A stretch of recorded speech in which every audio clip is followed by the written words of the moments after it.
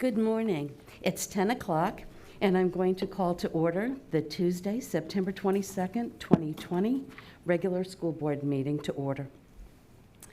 Our invocation today will be done by Pastor Bob Scott from Peace Memorial Presbyterian Church in Clearwater. It will be followed by the Pledge of Allegiance, led by board member Eileen Long, and the national anthem with the all-county chorus teachers. So if you would all stand.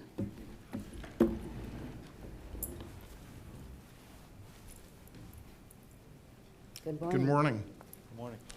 It's a pleasure to be here with you today. I'm the pastor of Peace Memorial downtown, but my daughter last year, 2019, was a graduate of Clearwater High School, and so I thank you for the education she received and the opportunity she was afforded. So thank you for the opportunity to be with you today. Let's pray. Creator of the cosmos, source of all knowledge, fount of all blessing, and lover of our souls, we thank you and we honor you and we pray for your presence at these proceedings today. Another school year has begun, and this year is a year unlike any other. If the last year has taught us anything, it is that this year we definitely need your guidance and your grace as we try to adapt to doing things in new ways. And so we pray this morning, we pray for our schools, we pray that they are places of safety, and we pray that everyone who enters finds it to be a place of welcome and where they can discover their self-worth. We pray for all of our students from pre-K to high school, those attending online and those who are physically present in the buildings. We pray that you give each and every one of them a love for learning. We pray for our teachers. They are our heroes. Give them the energy, the intelligence, the imagination, and the love they need to do their jobs well. We thank you for their high calling. This morning, we also thank you for our support staff, those many whose contributions often go unnoticed or overlooked, but not today. We thank you for their service. And I pray for this board, these women and men who seek to serve our kids and our county in this important way. I pray that you will give them every gift they need to do their work well, and help them to listen to those they serve, to one another, and to you, so that they may act in ways that serve the public interest and the common good. We ask all this with humbleness and gratefulness in your holy name. Amen. I pledge allegiance to the flag of the United States of America and to the republic for which it stands, one nation, under God, indivisible, with liberty and justice for all.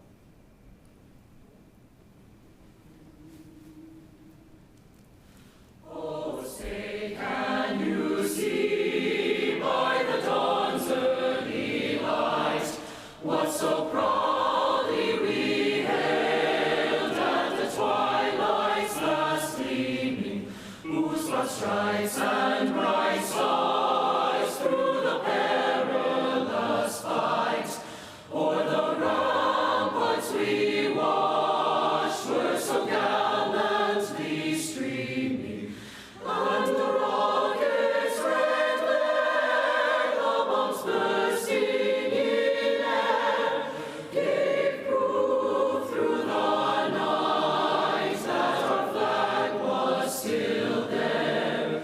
Oh, say does that star-spangled banner yet wave o'er the land of the free and the home of the brave?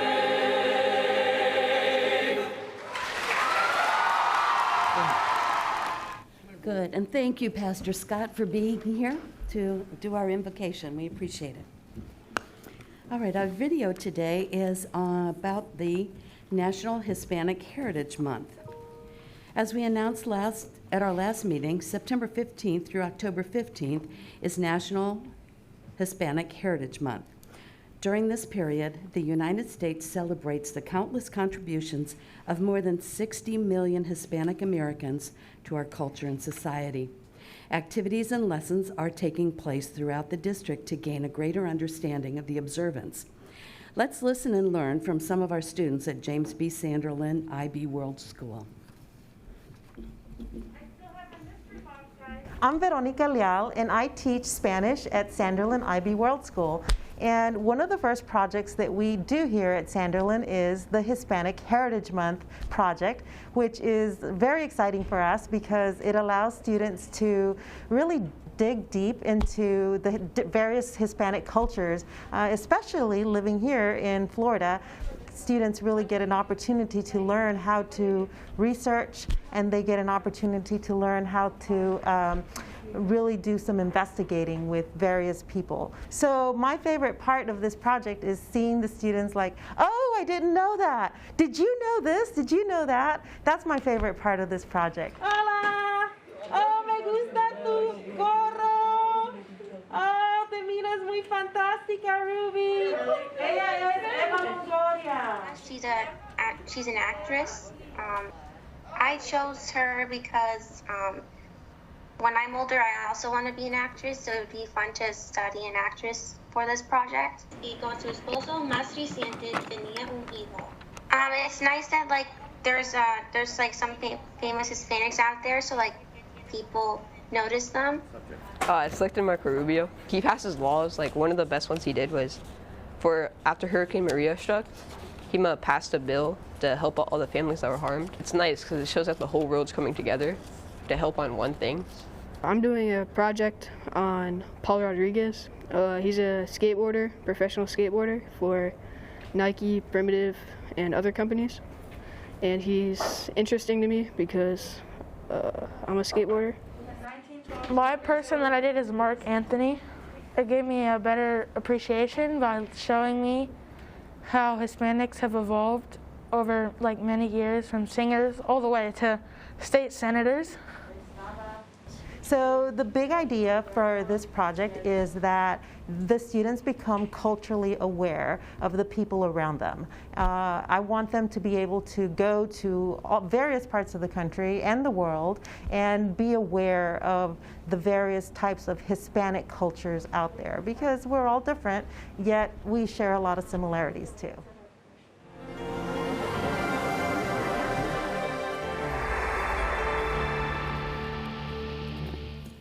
Good, thank you. A wide variety of people that they're learning about.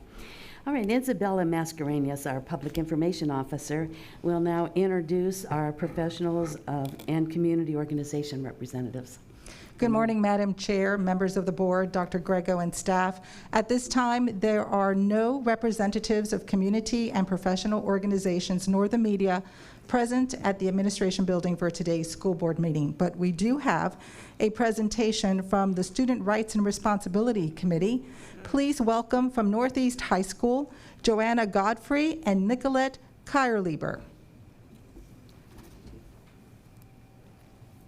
And I think they're going to be joining us via the internet. Hello. Can you guys hear me? There we go. Yes, good. All right. Hi, everyone. My name is Joanna Godfrey, and I am a junior enrolled in Northeast High School's Academy of Information Technology.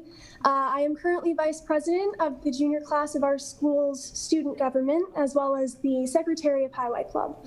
I am also affiliated with Pep Club, Key Club, and Art Club. I won an Educational Media Award last year, taking first place in the animation category. I placed in last year's Miss Knee-High pageant, and I plan on participating in it again this year. I have taken many rigorous courses at Northeast, AP and dual enrollment being the most difficult, but these classes have improved so many of the skills I need for my daily life. The school has also provided an environment that allows me to foster close relationships with my friends, teachers, and other staff. And when my time at Northeast ends, I plan to pursue something in the medical field, and I am confident I will be ready thanks to Knee-High. It is my pleasure to share with you some of the great academic achievements at Northeast that helped to meet the vision of 100% student success. First, our college and career acceleration rate increased to a 67%, which is a school record in 2020, as our students earned hundreds of industry certifications in Microsoft, Adobe, ServSafe, Automotive, and QuickBooks, helping to meet the school's mission of college and career readiness for every student. Over 90% of last year's graduating class participated in accelerated courses. Our graduation rate increased to 97% with the class of 2020, exceeding last year's graduation rate of 95%. Our African American subgroup, our multiracial subgroup, and our ELL subgroup each achieved a 100% graduation rate for 2020. Students annually complete more than 10,000 volunteer hours to qualify for Florida's Bright Future Scholarship. 12 varsity teams have qualified for FHSAA academic recognition, earning a minimum of 3.0 GPA. Boys cross country, girls cross country, boys swimming and diving, girls volleyball, girls basketball, boys soccer, girls track, girls lacrosse, baseball, and girls tennis share this honor. Our baseball team was recognized by the FHSAA for having the best GPA in the state of Florida. This is the first time Northeast has had an athletic team recognized as having the top GPA in the state, and this is the award that they got for it. And then overall average daily attendance has risen from 92% to 94%, and disciple infractions have decreased by 236 infractions, which allow for students to thrive academically in the classroom. Thank you. Now I will turn it over to Nicolette to share points of pride. Hi, can you hear me well? Yes. Okay. Hello, my name is Nicolette Kierlieber, and I am an 11th grader in Northeast High School's Academy of Finance program. I am currently an auditor in the Achieve a Viking branch, where I supervise paperwork and make sure it is done in the correct way and completed fully. I am also involved in Pep Club, YCREW, Future Business Leaders of America, and Student Government, where I serve as the junior class president. I also play on the Northeast Vikings soccer team.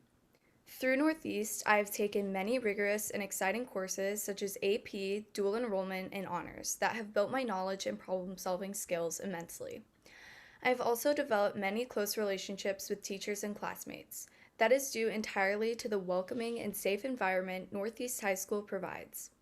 After my time at Northeast, I plan on going into the medical field or something that revolves around the ocean, though I do not know what university I will be attending.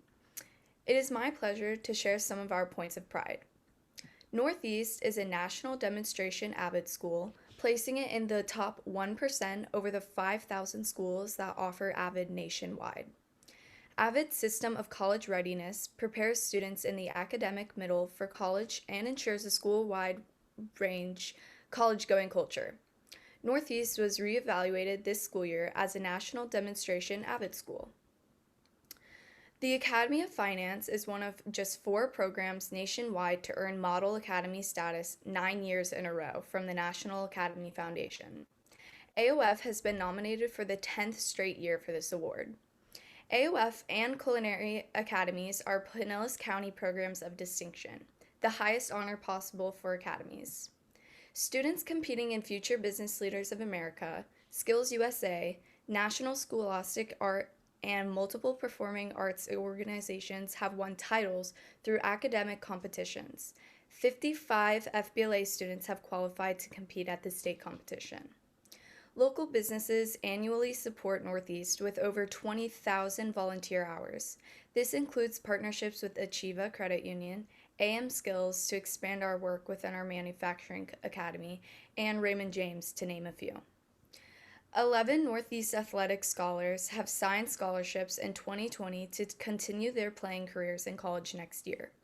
Scholars from our girls basketball, baseball, football, boys soccer, cross country, and track and field have earned this honor. Our boys golf coach, Adam Stuck, our boys cross country coach, and our girls basketball coach, William White, have been named Pinellas County coaches over the year in their respected sports for 2020. To close, our school has spirit, a positive culture, and pride. Northeast has been recognized by the state of Florida as a gold-level PBIS model school. We believe all students can succeed with the 3 A's: outstanding attendance, a positive attitude, and hunger for achievement. As Vikings, we build strong ships: scholarship, relationship, leadership, partnership, citizenship, and sportsmanship are embedded in all that we do. Once a Viking, always a Viking. We thank you for your leadership and support. And Nicolette, I understand Principal Hernandez was also on so that he could support the terrific representatives from the school. So thank you for leading off what's happening to the 2020-2021 school year. Mrs. Cook, if Yes. I could also thank Mr. Poth, who heads up, I don't know if he's here. There he Here is, yeah. He kind of shepherds the students' rights and responsibilities. He's very excited of getting this back into our board meetings. As you could tell, one of the students was being educated at the Northeast High School, and the other was remote. And he did that purposefully, and I thought that was really well done. So thank you, Mr. Poth, for working on this, and we'll have one now, and the students are excited to address you, and it's live, so we very much appreciate that. So I Good. just want to say thank you to Bob. Thanks. Well, and it's nice to have him back to be part of the It is. the It meeting. is. It is. Mr. Hernandez is on there, Principal Hernandez? There you are. Good morning. Hey, Mike, how are Hello, you? welcome. Good. How is everybody doing? Very Doing well. Very well. Thank you. Thank you for giving us the opportunity this morning to speak and brag on our school a little bit. We're very excited for the school year and very proud to be part of Pinellas County Schools. Well, and your representatives did a fantastic job. You can be very proud of them. So thank you for They joining did us. outstanding. Thank you, Joanna. Thank you, Nicolette. Wish you guys a great remainder of your day, and go Vikings. Thank you, school board. Thank you, district leadership. Good. Thank you, Mike. Thank you. I believe, Mr. Dudley, you were trying to get my attention earlier? No, I was waving. Oh, you were waving, okay. Once a Viking, always a Viking. There When you- they pop up, we just, There you go. All righty. Building the ships. All right, Dr. Grego, are there any amendments to the agenda? Yes, Madam Chair, we have one amendment to the agenda, and that's the addition of 8.2, which is the request approval of the teacher salary distribution plan. This item is being added to the board's meeting. We did place it on your electronic agenda earlier this week, or the end of last week, but it's being put on there to meet the Department of Education deadline. And also, let me say, our tremendous work, collaborative work with the PCTA, so we're happy to present this to you. Good, thank you. And I find good cause to add item 8.2, the teacher salary distribution plan. Board members, are there any items that you would like to pull from the consent agenda? All right, seeing none, do we have a motion to adopt the amended agenda? I motion to adopt. Second. Okay, we have a motion by Ms. Long and a second by Ms. Flowers. Is there any conversation? All right, all in favor of amending the, adopting the amended agenda, say aye. Aye. Opposed, same sign. All right, it passes unanimously. We'll now move down to the special order. We have several proclamations tonight. The first one is a presentation of the proclamation observing Disability History and Awareness Weeks during the first 2 weeks in October. Dr. Grego? Yes, Madam Chair, you're right. We do have several presentations, and 3 of them deal with Ms. Mowat and her tremendous leadership of our Exceptional Student Education Department. You know, Bob Scott, the pastor, said earlier that teachers are heroes, and I couldn't agree more with that statement. But I also want to say that our exceptional student education teachers are superheroes, and the work that they do with our students with disabilities is endless. And we're blessed to have them in our district and work with them, and so are our students and families. So, Ms. Mowat, if you could present this proclamation to the board. Thank you. Good morning, Madam Chair, members of the board, Dr. Grego, and staff. During the first 2 weeks of October, we will celebrate Disability Awareness Weeks. During this time, schools should engage in activities that support the history of disabilities and promote awareness. In Pinellas County, we have grown to over 14,000 students with disabilities. During the past year, we have seen higher rates of inclusion for our students and adults and celebrate the positive impact that they have on our lives and in our community.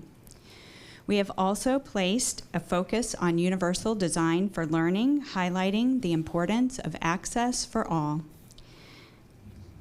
Many of our students that have graduated have become employees of Pinellas County Schools.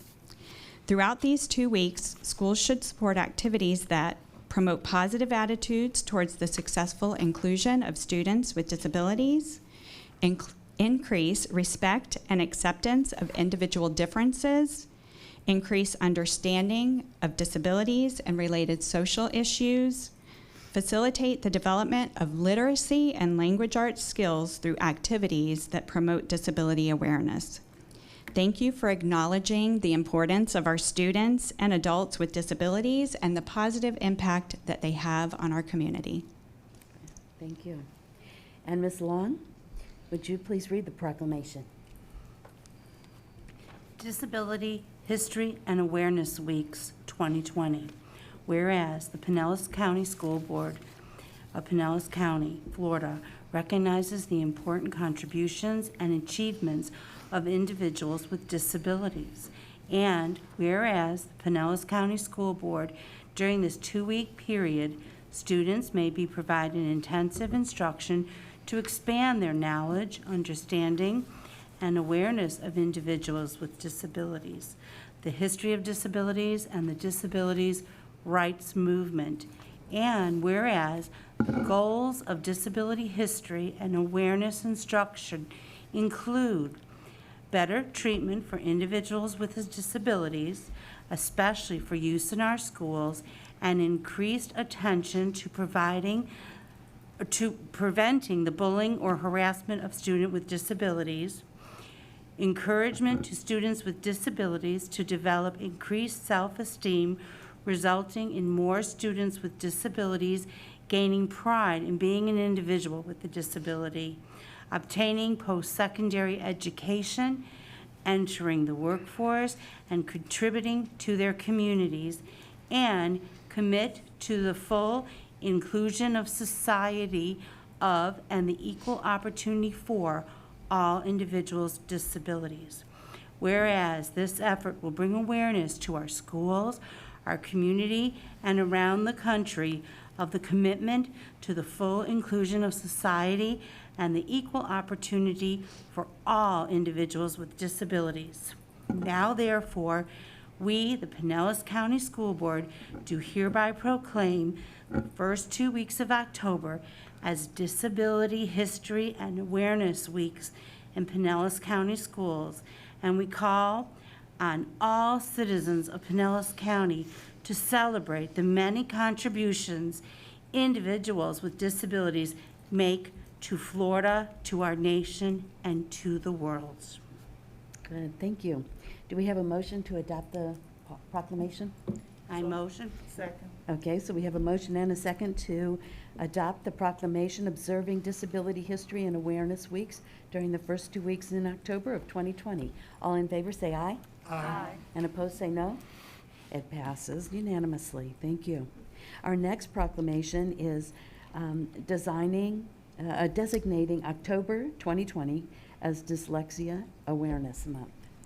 Dr. Grego? Yes, thank you, Madam Chair. And I want to say a huge thanks to this board for its emphasis in dyslexia, especially over this last year where we opened up the Center for Literacy Innovation at Nelson Elementary School. But let me also be clear that that's not the only place this type of work is taking place, but it was set up as a type of a lab school partnering with USF, and Lynn Mowat led all of that work and that emphasis, and the work that's being done with students with dyslexia in our district is second to none. So, Ms. Mowat.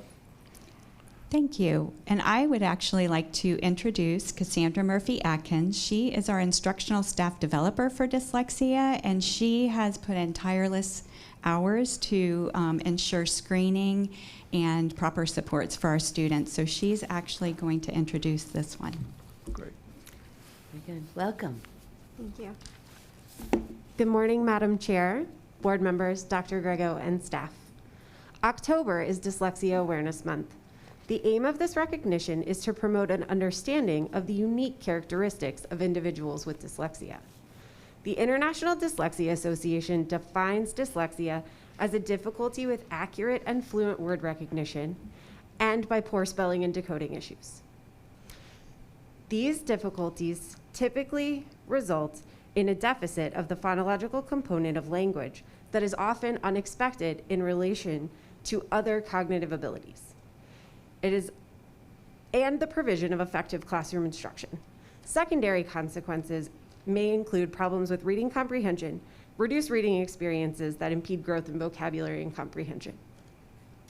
People with dyslexia are known to have average and above average intelligence.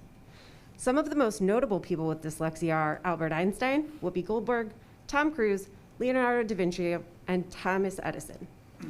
This year, with your support, we have continued to grow our training for reading coaches, teachers, and school administrators in methods of identifying characteristics of dyslexia through our word reading difficulty screener, and instructional techniques that are proven to improve reading performance for students with dyslexia.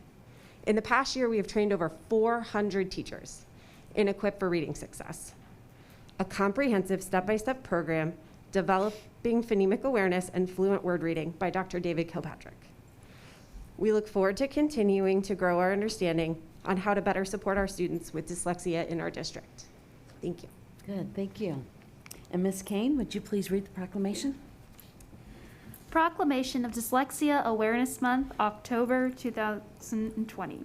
Whereas the Pinellas County School Board recognizes that dyslexia is defined as an unexpected difficulty in reading for an individual who has the intelligence to be a much better reader.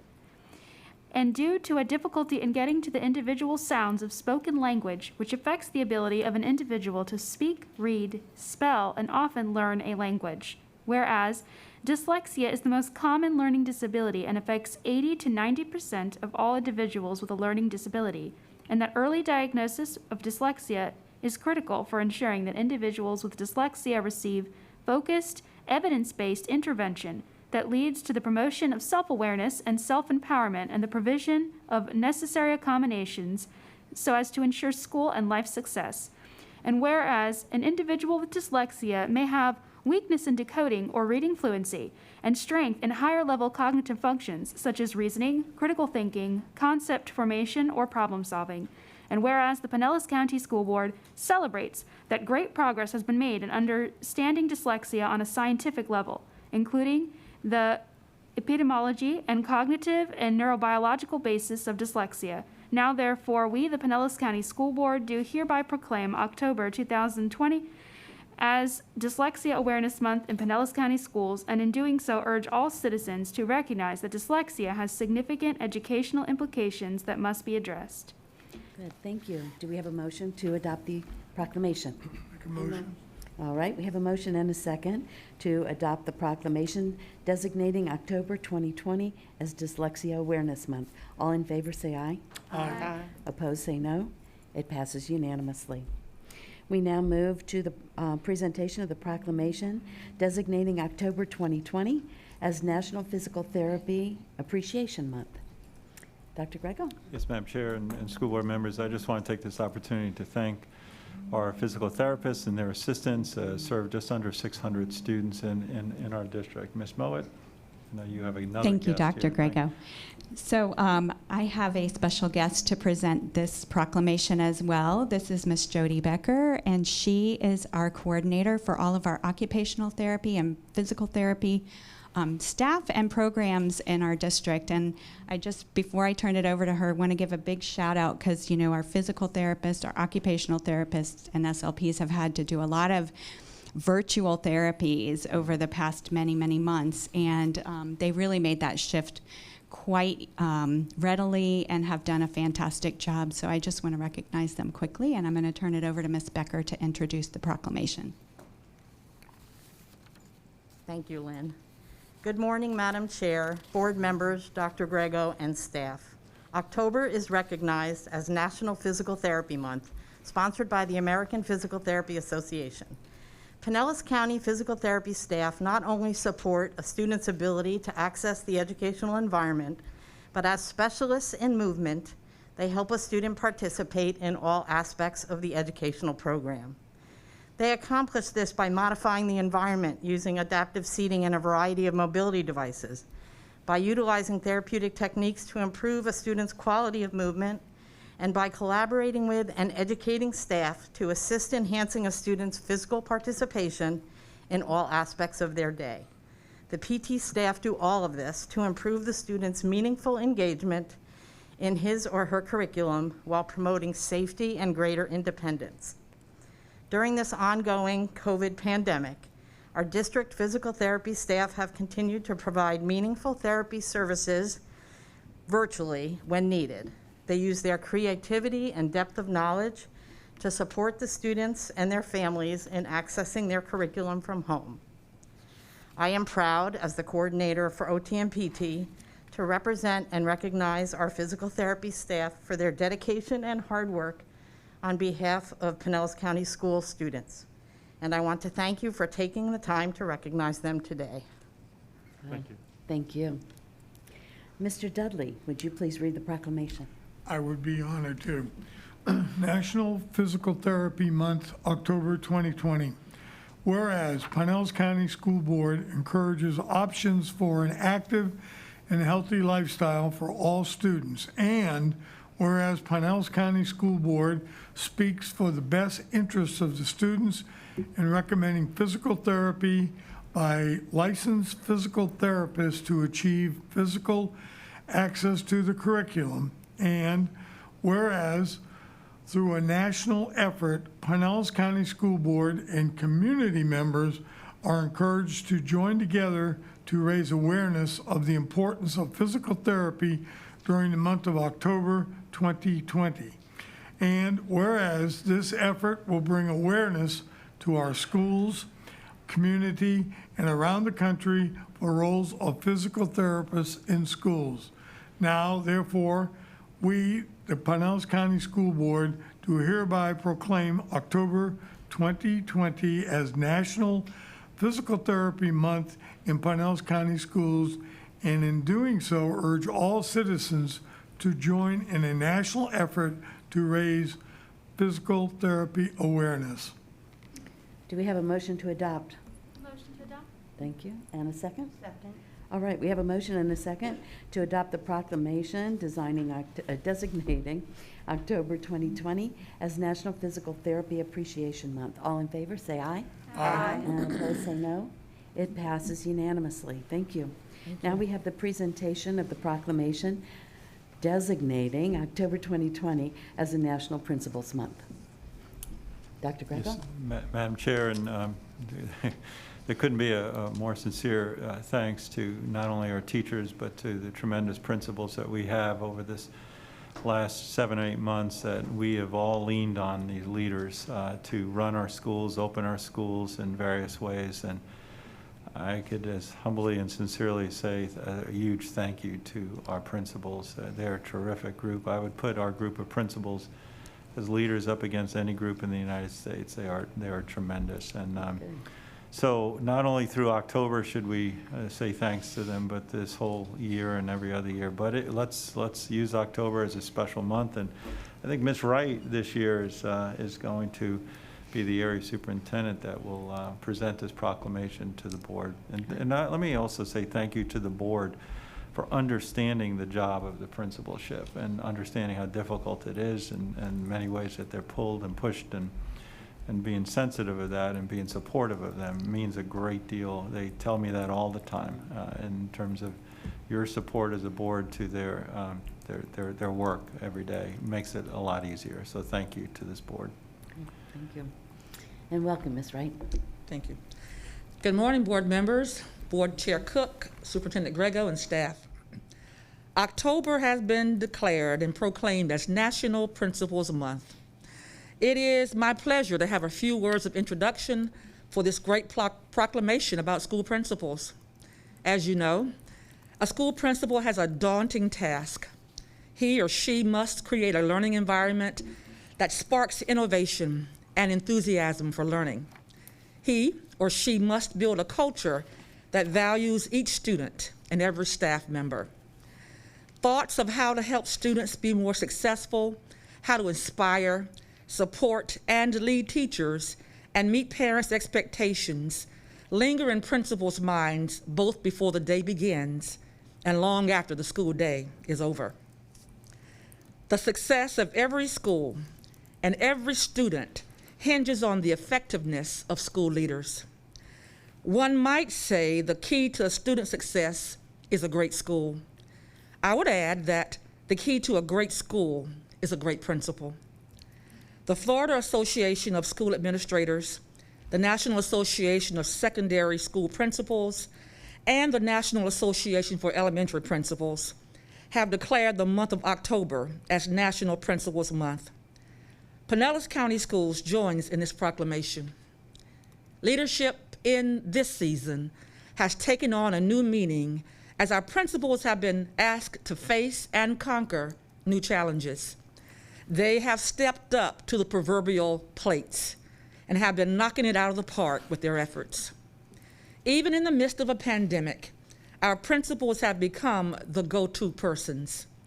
They bring clarity, calmness, and focus to their schools every single day. It is amazing to witness their indomitable spirits as they take on what each new day brings. They continue to seek every opportunity to recognize their students, teachers, and staff accomplishments. National Principals Month allows each of us the chance to say thank you to our principals and to share with the community all the great things that principals do. Their work is of the highest importance, and they are indeed worthy of honor and recognition. October is National Principals Month. Let it therefore be proclaimed. Very good, thank you. All right, Dr. Carr, would you please read the proclamation?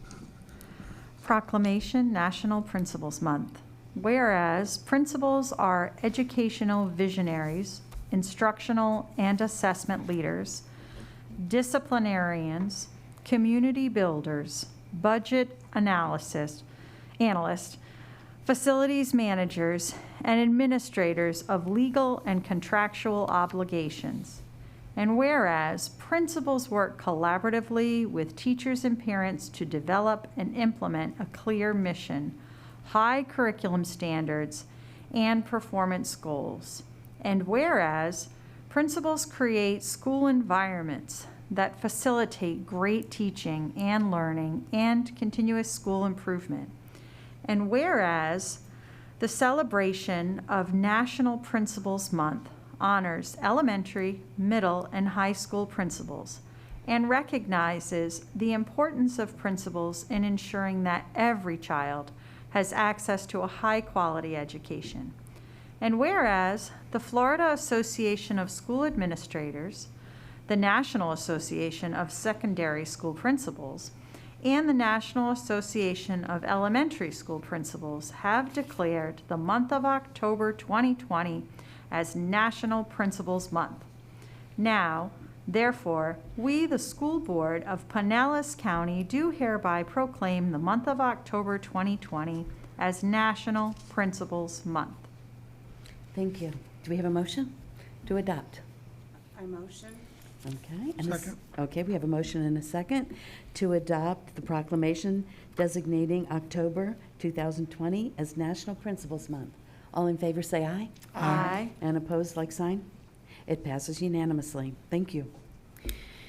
Mrs. Simonetti, do we have any comments on agenda items from the Board public? members and Dr. Grego, we have no speakers at this meeting for specific agenda items. All right, good, thank you. All right. Do we have a motion for the consent agenda? Move approval of consent agenda is Okay. printed. Second. All right, we have a motion and a second for the consent agenda. All in favor say aye. Aye. Opposed say no. It also passes unanimously. We will now move to non-consent. Our first item is to request approval of the substantial completion for Building 17 as of July 30th, 2020, and Building 26 as of February 12th, 2020, which are portions of the project at Northeast High School, Project 4520. Do we have a motion? Move approval of. Okay, we have a motion and a second? Second. Okay, we have a motion and a second. Dr. Grego. Yes, thank you, Madam Chair and board members. You know, it's not customary that I place this item in a non-consent, but the reason why I chose to do that, and I hope you approve, is that unfortunately we're not able to go out to these ribbon cutting ceremonies that we're inviting the public to really see the tremendous work that you as a board that you've completed, and some of the tremendous progress that we're making, not only in Northeast but in others. So one of the things I've asked Mr. Herbeck to do is to just bring the school to us, sort of, and so people who are watching online can see some of the tremendous progress and tremendous construction projects, capital projects that this board has approved and we're completing. And it gives them a little window in terms of the progress that we're making as a district. So with that, we'll continue to do so, but we're also trying to plan some major community gatherings, such as at Melrose and others, that we really do want to have, and so we're postponing. We're not canceling. But with that, I've asked Mr. Herbeck to just give a brief overview, and I believe he has a few slides due of the project. Thank you, Dr. Grego. We'll share a few slides with you in a couple of minutes, but again, thank you, Dr. Grego, Madam Chair, and board members. Northeast really is kind of a milestone project for us because it in essence wraps up the first phase of our capital improvement plan that we shared with you several years ago. And just as a reminder, the 5 goals of that capital improvement plan were to enhance instructional spaces, to update older facilities, to ensure safe and secure facilities, to eliminate those portable cities that we see at some of our elementary schools, and to continue our high level of maintenance that we enjoy throughout the districts. Included in that first phase of projects were some of the projects that we've talked about before. The rebuilding of Melrose Elementary and of Pinellas Park Middle School. The creation of a permanent building at Richard O. Jacobson Technical High School at Seminole. Complete almost changes and improvements to instructional spaces at Tarpon Springs High School, at Pinellas Technical College in Clearwater, at Bardmore Elementary. The elimination of portables at Orange Grove and Cypress Woods Elementaries, and the first phase of Lakewood High School. Those are just a few of the projects that we have, but those are really the anchor projects of that phase 1. So again, we'll show you a couple pictures now of Northeast High School since this is on the agenda item. At Northeast High School, the focus was really to come in and improve instructional spaces and update some of the facilities that were on site that were a little bit dated. And one of the first ones the first buildings that we tried to improve at Northeast High School is the auditorium. And there on your left, you see a former picture or the before picture, I should say, of the front of the auditorium. And one of the things, it's nice looking, it's attractive, it's clean. It looks like a nice place to go visit. However, that auditorium had no lobby. It had no foyer or entranceway. So as guests would come in to maybe a concert or a play or a production of any kind, they'd come in sometimes out of the weather, even though we did have a short little covered walkway there, but they'd come in out of the weather, they'd open the door, and right away they were in the performance area. So one of the things that we wanted to do at Northeast was to create a lobby area where guests and visitors could come in. They could kind of catch their breath. We put restrooms in there as well, so they could take advantage of those, and then enter the performance area, the auditorium itself. And so on the right there, you have an after picture of it, a little bit more of an attractive overhang. It's kind of hard to see with that picture, though. You do have the foyer area, and again, it's a situation now where the students who are performing aren't going to be interrupted and distracted every time that door opens in the back of the auditorium. We also, I believe we have an inside picture of the new auditorium as well, with the new seats in place, new carpet, we shined up the floor, and put in new ceiling and lights. And again, a completely different environment from, if you remember what the auditorium used to kind of feel like on the inside. Much more professional, much more ready for any type of performance. that the students in school can all be proud of, not only of their performance, but of the facility that they're performing in as well. At Northeast High School, we also completed substantial improvements to an entire wing of classrooms, Building 17. We also made substantial improvements to the Media Center as well, and addressed some drainage issues on campus that had been kind of an issue for several years. Again, Northeast kind of wrapped up phase one. As Dr. Grego said, we are looking forward to a phase two of our capital improvement plan. Some of those projects are already underway, like at St. Pete High School.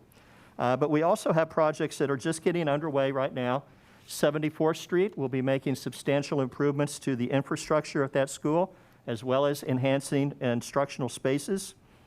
At Sandy Lane Elementary School, another typical project, right now what we're doing is finishing up actually a project there in which we are creating instructional spaces for their new performing arts magnet. At San Jose Elementary School, we're making again some infrastructure improvements and creating spaces for a pre-K program that they've struggled with throughout the years. At Tyrone Middle and Clearwater High School, both of those projects are going to be substantial renovations to the entire campus. We're also doing the similar type of work at Midtown Academy and at Mildred Helms, and currently we are about a month away from kicking off construction at 4 elementary schools, putting in the prototype classroom wing to eliminate portables. And those 4 schools are North Shore Elementary, Sanderlin, Shore Acres, and Sawgrass Lakes. And combined, we will eliminate about 26 portables with the construction of those wings. And also, the last project that we are getting close to kicking off would be Lakewood High School Phase 2, and that's the classroom portion of that project at Lakewood. What's sometimes is overlooked, though, when we talk about and we get excited, we see the pictures, we see the renderings, we talk about the work. One of the things that we sometimes forget is the impact that this investment has on our local community. And we have to remember the money we invest in these schools is used to hire people to build the schools, and it's reinvested right back into community, which supports local businesses. So I wanted to take a look, since we are talking about Northeast High School, and look at just the Northeast High School project and what that does to the local community. And a very conservative estimate is that the Northeast High School project created about $12 million in local spending. And what's most significant about that is this project started at the beginning of this calendar year. So that $12 million in local spending occurred during the time of the shutdown. The people who showed up to Northeast High School, those workers, the construction workers and others who showed up, they kept working during the shutdown. They kept earning a paycheck, and in turn they spent that paycheck at local businesses. Could have been the convenience store across the street, could have been a restaurant down the street or another store, but they helped keep those businesses afloat during that shutdown period. And I think that's something that as a community it's important not to forget. We need to remember that the investment that we make as a district and that you make as a school board helps support local businesses and helps keep people employed. So we do want to say thank you to Ajax Construction and Hoffman Architects for their support in bringing this project to a successful completion, which in part is marked by your approval of this agenda item today, so that we ask today that you approve this substantial completion, and we look forward to bringing you several more over the next several months. Thank you, Mr. Herbeck. And was you think it was timing that we had the Students' Rights and Responsibility Northeast? It wasn't. It was just happenstance that we happened, but it certainly looks good with that, so it was good timing. Yeah. Thank you, Mr. Herbeck. Yes, Mr. Dudley. Thank you. I would like to commend Mr. Herbeck for his leadership in putting all that together.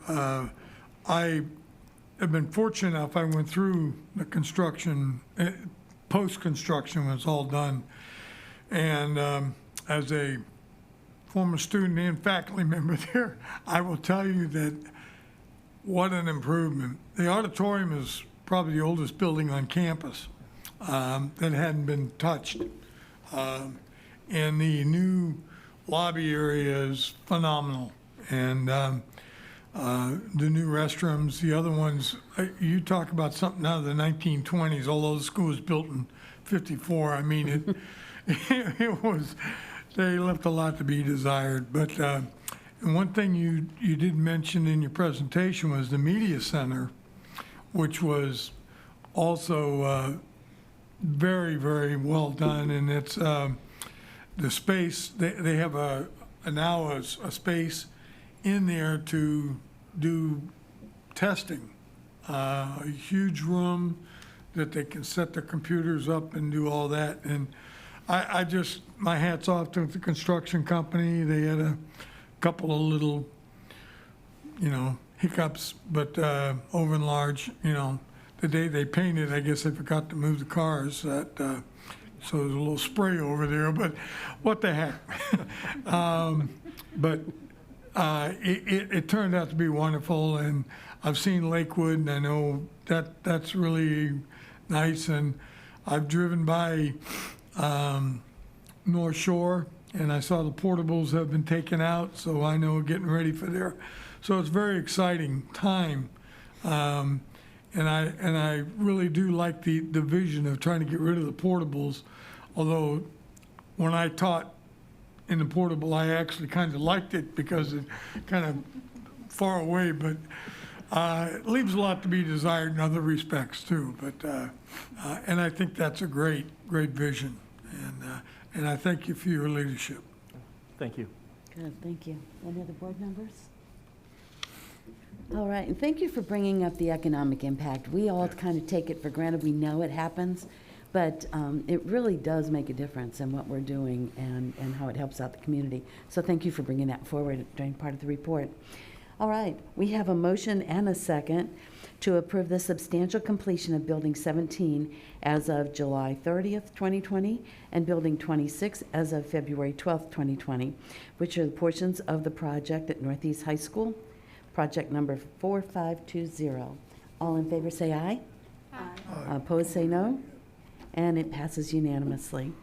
All right, we'll now move to the request to approve the teacher salary distribution plan. Do we have a motion? Okay, we have a motion. We have a motion and a second. Dr. Grego? Yes, Madam Chair and school board members, I know we covered this or discussed this at our last workshop briefly, but I'm very excited to let Ms. Dart and Ms. Texel talk to you about the appropriations that was provided to this district, and we'll be following the statutes and the requirements of that, so that as the state and the governor's goal was to raise the beginning teacher salaries to $47,500, and I'm pleased that we will be doing that. Very good, thank you. Welcome. Good morning, Madam. Can you hear me? It'll be on. Is it on? Yes. Okay. Good morning. The agenda item is asking that you approve the salary distribution plan. And as Dr. Grego mentioned earlier, there is a statutory deadline to submit this approved plan to the DOE by on or before October 1. So the reason we're bringing this is the last board meeting before that deadline. The reason we're bringing this to you before we have completed our discussions and negotiations with PCTA is because it's the deadline. So the salary is, or the legislation is very prescriptive. Of the $500 million allocated to the state, our share is $17 million. And the way the legislation works is that 80% of the $17 million needs to be allocated to classroom teachers and pre-K teachers. From the 80%, and if you just flip over to the plan itself, I'll walk you through it. From the 80%, after charter schools are paid, there is remaining $3,179.869 is the amount necessary to bring our current minimum base salary from the $45,507 up to $47,500. So after deducting that, we have $9,526.88 left. Coupled with the $3 million, we have $12,706.757 left to distribute not only to the classroom teachers in pre-K, but all of our instructional personnel. Now, what we've offered to PCTA is that $12,706.757 be be spread evenly across the instructional salary schedule, so that would equate to 3.3%. They have taken that under advisement. It hasn't been rejected. It's been taken under advisement. So the 80-20 that is in the plan, when you shake that all out, the remainder is what is left and what remains to be negotiated. We plan to submit this to the state as is and continue negotiations with PCTA. And I also, is that going to be on? I also wanted to take a moment to just recognize and thank the board for the continued support of increasing our salaries over the past several years. By raising our minimum starting salary over the past several years, it gives us the opportunity to have this extra $12.7 million to distribute amongst the rest of our instructional instructional teachers, which includes our veteran teachers. Starting back in 2012, 2013, our beginning salary was $37,000. This year, $45,507, which is an increase of 28%. So again, the work we've done over the past years, I believe, is truly benefiting all of us this year in the sense that we are able to get to that $47,500 with just over $3 million. And which leaves the remaining of our instructional staff to be able to have that increase, which is so rightfully deserved. So just wanted to take a moment as we continue to negotiate with with PCTA in order to finalize our salaries for the upcoming year. But as Lori said, this plan is being presented today so that we can get it to the state by the October 1st. And it is the plan, and it's pretty much laid out on how those will be distributed. So thank you for your consideration, and we can answer any questions you may have. Okay, Dr. Carr? And this may be for Mr. Smith, but what would the implications be regarding the referendum? How does that affect or impact this, if at all? Because we meet the starting salary at a certain level. That's correct, and the referendum is included in our starting salary of $45,507, so that enables us to be a little bit closer to that $47,500. But to Ms. Texel's point, we have been consistently raising our starting salary each year for the last several years, and to this board's advantage, we now can reach that $47,500 more easily than many other districts can do. Okay. Any other comments or questions? All right. As you go through the negotiations, is this going to be the framework of it so that this is approved and then we negotiate within that, or can things be changed? If I could just, what can't be changed is raising the classroom teachers and pre-K teachers up to the 47.5. Mm-hmm. The remaining, the 12.7, is what we're negotiating. And again, our proposal was to just lay it across the instructional salary schedule. And I know they're reviewing some financial information and want to get back to us, but they haven't made a decision. So part of it can be changed, but our proposal is the 3.3 across the salary schedule. Perhaps that help that, and not to butt in, but is the attachment there of the salary increase allocation, that is a state document, so every district is filling that out. So your statutory requirements is what's listed here. So what's negotiated outside of that, this board is on very safe territory by just suggesting that we have done our due diligence by every block in here, regardless of how the negotiations finish up. Okay, so this is accounting for the money. It is saying, yes, we will get everybody up to the 47.5. This is the money that will be going to charters. This is the remaining amount. And with that remaining amount, that's where the negotiations are able to happen, and that can be changed and that does not need to be finalized in order to approve this plan. The state just wants to ensure that you're following state law, which is getting the teacher's salary to 47.5. Good. Thank you for the clarification. You have some questions. Okay, Ms. Flowers? Did you have your hand up? No, first. Oh, okay, all right. Thank you for if you don't mind, Lori, I'm sorry, because you were saying thousands, then millions. So if you don't mind, can you repeat those numbers for me one more time? Sure. Our proportionate share is $17,050,220. Okay. Okay, once the deduction is made for the charter schools, there's $15,899,347 left. And on the plan itself, that's on line A2. So the amount necessary to raise our current minimum salary from the 45,507 up to the required 47,500, that will cost us $3,179,000, and that leaves a balance.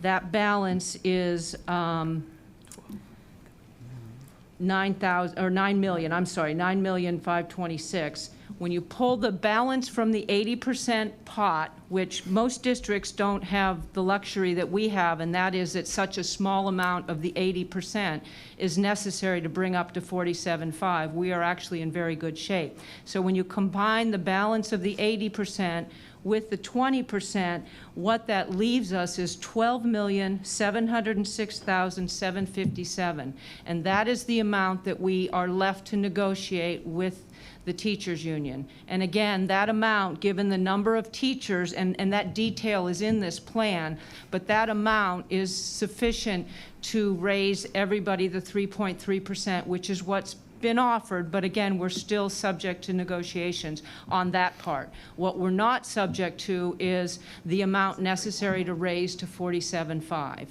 Yeah, that's a requirement. So, I may or may not be here when this conversation occurs, but we all know the most recent communication about the potential for overall budgetary cuts on a statewide level due to a $5.6 billion potential deficit on the state side. And so I know when all of this occurred, which we were all happy, we wanted 50, there was no guarantee for reoccurring funding to supplant this going forward. So I'm not trying to be a wet blanket, I'm just sharing, because the head of the FEA also is supporting, encouraging the governor and other legislators to don't touch this, because this is something that took a lot of work and support and effort, especially during this time when so much is going on and teachers are really helping us. So thank you for reiterating those numbers, because I started writing 12,000. I was like, that's not enough. So thank you for reiterating those numbers for me, and great job on communicating that. And I hope we can go ahead and get this done. Thank you. Okay, Ms. Lon? That's basically the same question I was going to ask. I was confused on the numbers. I know the finance officer sent a note, Yes. or a letter, not a note, a letter, and if you'll address that, Florida School Boards Association is going to be discussing sending a letter in support of that also. But if you would, just for a second, explain what that letter was about. Florida School Finance Council of the Finance Officers Association sent a letter to Richard Corcoran and the legislature asking that they maintain stable funding for this year, given the fact that our enrollment in many districts across the state has been declining. Some districts have seen as many as 13,000 students not show up for a school. And as you know, typically what happens in a regular school year, we do enrollment projections, and then when the actual enrollment comes in, they make funding adjustments based upon those projections and the actual. What they don't typically do is they don't add money to the budget. But if there is a decline in statewide enrollment, they typically reduce money from the budget and they send it back to the general operating fund for the state. This year, we as a finance council, a finance officers association, have requested that they not do that. And we actually got some assurance in a conference call last week that they are going to maintain stable funding for Florida school districts and hold us harmless, they say, that's what they said, for adjustments in enrollment. So we're requesting that they do that. Hopefully they do that, because, Mrs. Flowers, to your point, this is a categorical, which means that it's money that's given to us for a specific purpose, and that purpose is to give teachers salary increases, which is what we are doing. But if they do a funding adjustment, basically they've given us money to adjust salaries, and if they hold money back from us, then they remove funding for a purpose for which they've designated a specific expense that we had to do, and we had to incur. Very good, thank you. Thank you. You're welcome. All right, any other comments, questions? All right, we have a motion and a second to approve the teacher salary distribution plan. All in favor say aye. Aye. And opposed say no. It also passes unanimously. Thank you. All right, we move to items introduced by the superintendent. Yes, Madam Chair and school board members and to the general public, the first item I'd like to bring to our attention is that as we move towards this election and the November 3rd election, to just remind the Pinellas voters and citizens of the referendum that will be on the ballot that has supported Pinellas County Schools in such a favorable way. I believe we have Beth Rollins online that will zoom in to have a discussion with this board. But at first, I'd like to share with you a video that has been put together specifically to inform the voters about what the referendum, what it is and what it's not, and the benefits to our district. So if you could play that video, and then I'll introduce Beth Rollins.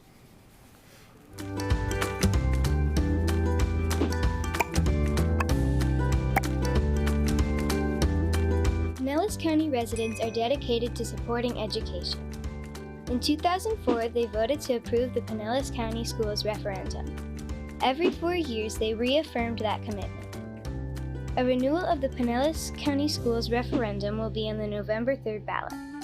Referendum funds strengthen reading, music, and art programs, provide up-to-date technology and textbooks, and help recruit and retain quality teachers.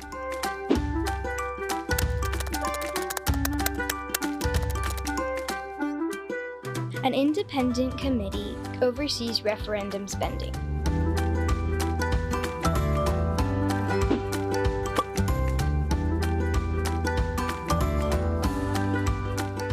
The referendum provides increased training, classroom libraries and literacy programs, and the latest technology. Referendum funds help students pursue their passion for music and the arts.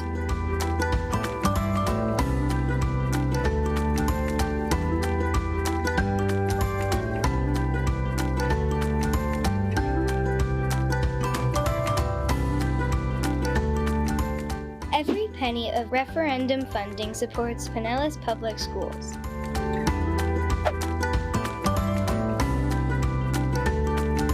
The referendum is a small price to pay for so much. The referendum will be on the November 3rd ballot.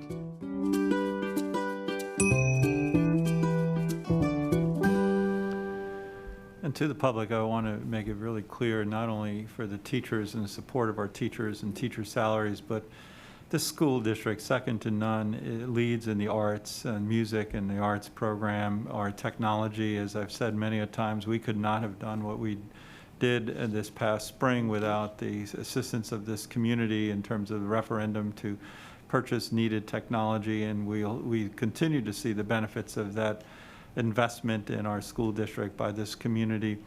And also textbooks and reading materials for some of our most underprivileged students that truly need a leg up in terms of having those resources.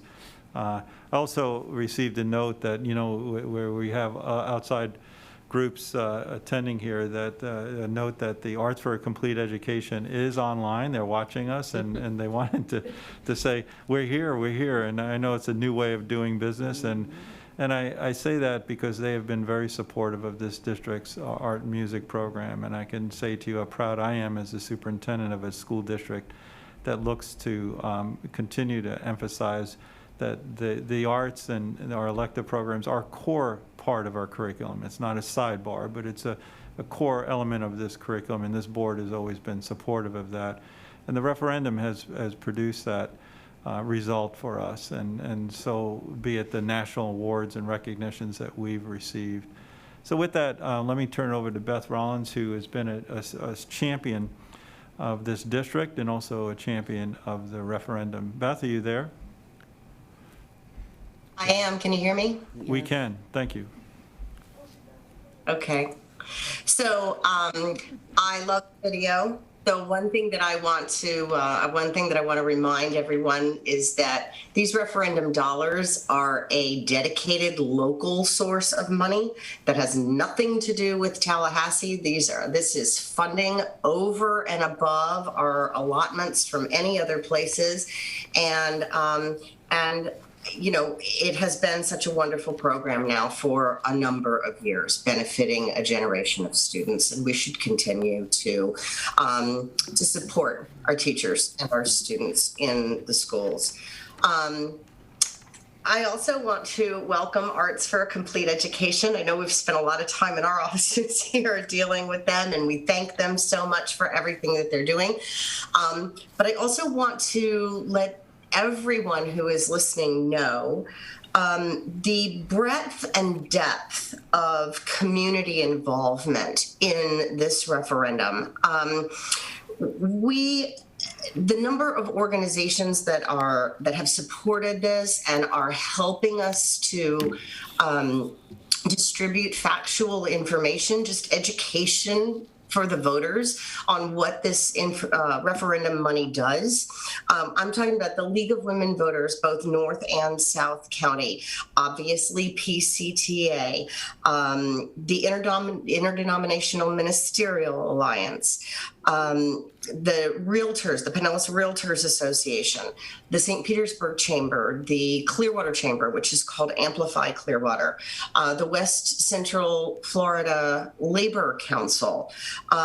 All of those have endorsed the referendum's passage. And then we have other organizations that are helping to distribute information, like the Education Foundation and the Economic Development Council and the Coalition of Neighborhood Associations, both up and north, all up and down the county. So now's the time. It's crunch time in terms of letting the voters know what is going on with this and what is their choice in November. Absentee ballots will be mailed out next Tuesday, September 29th. And so anybody who is listening to this, watching this in this room, Zoom room, if you have the ability to distribute information to voters, just factual information, they can make up their own minds how they feel about the referendum.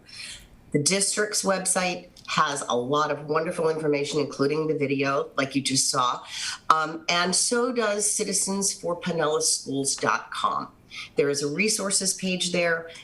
There are any number of informational pieces that you are welcome to pull and use. You can also go to our Facebook page, Citizens for Pinellas Schools, and please help us put out the word. We've got just a few weeks before this whole thing will be decided, and I would really, really love to see the support of the Pinellas County voters continue.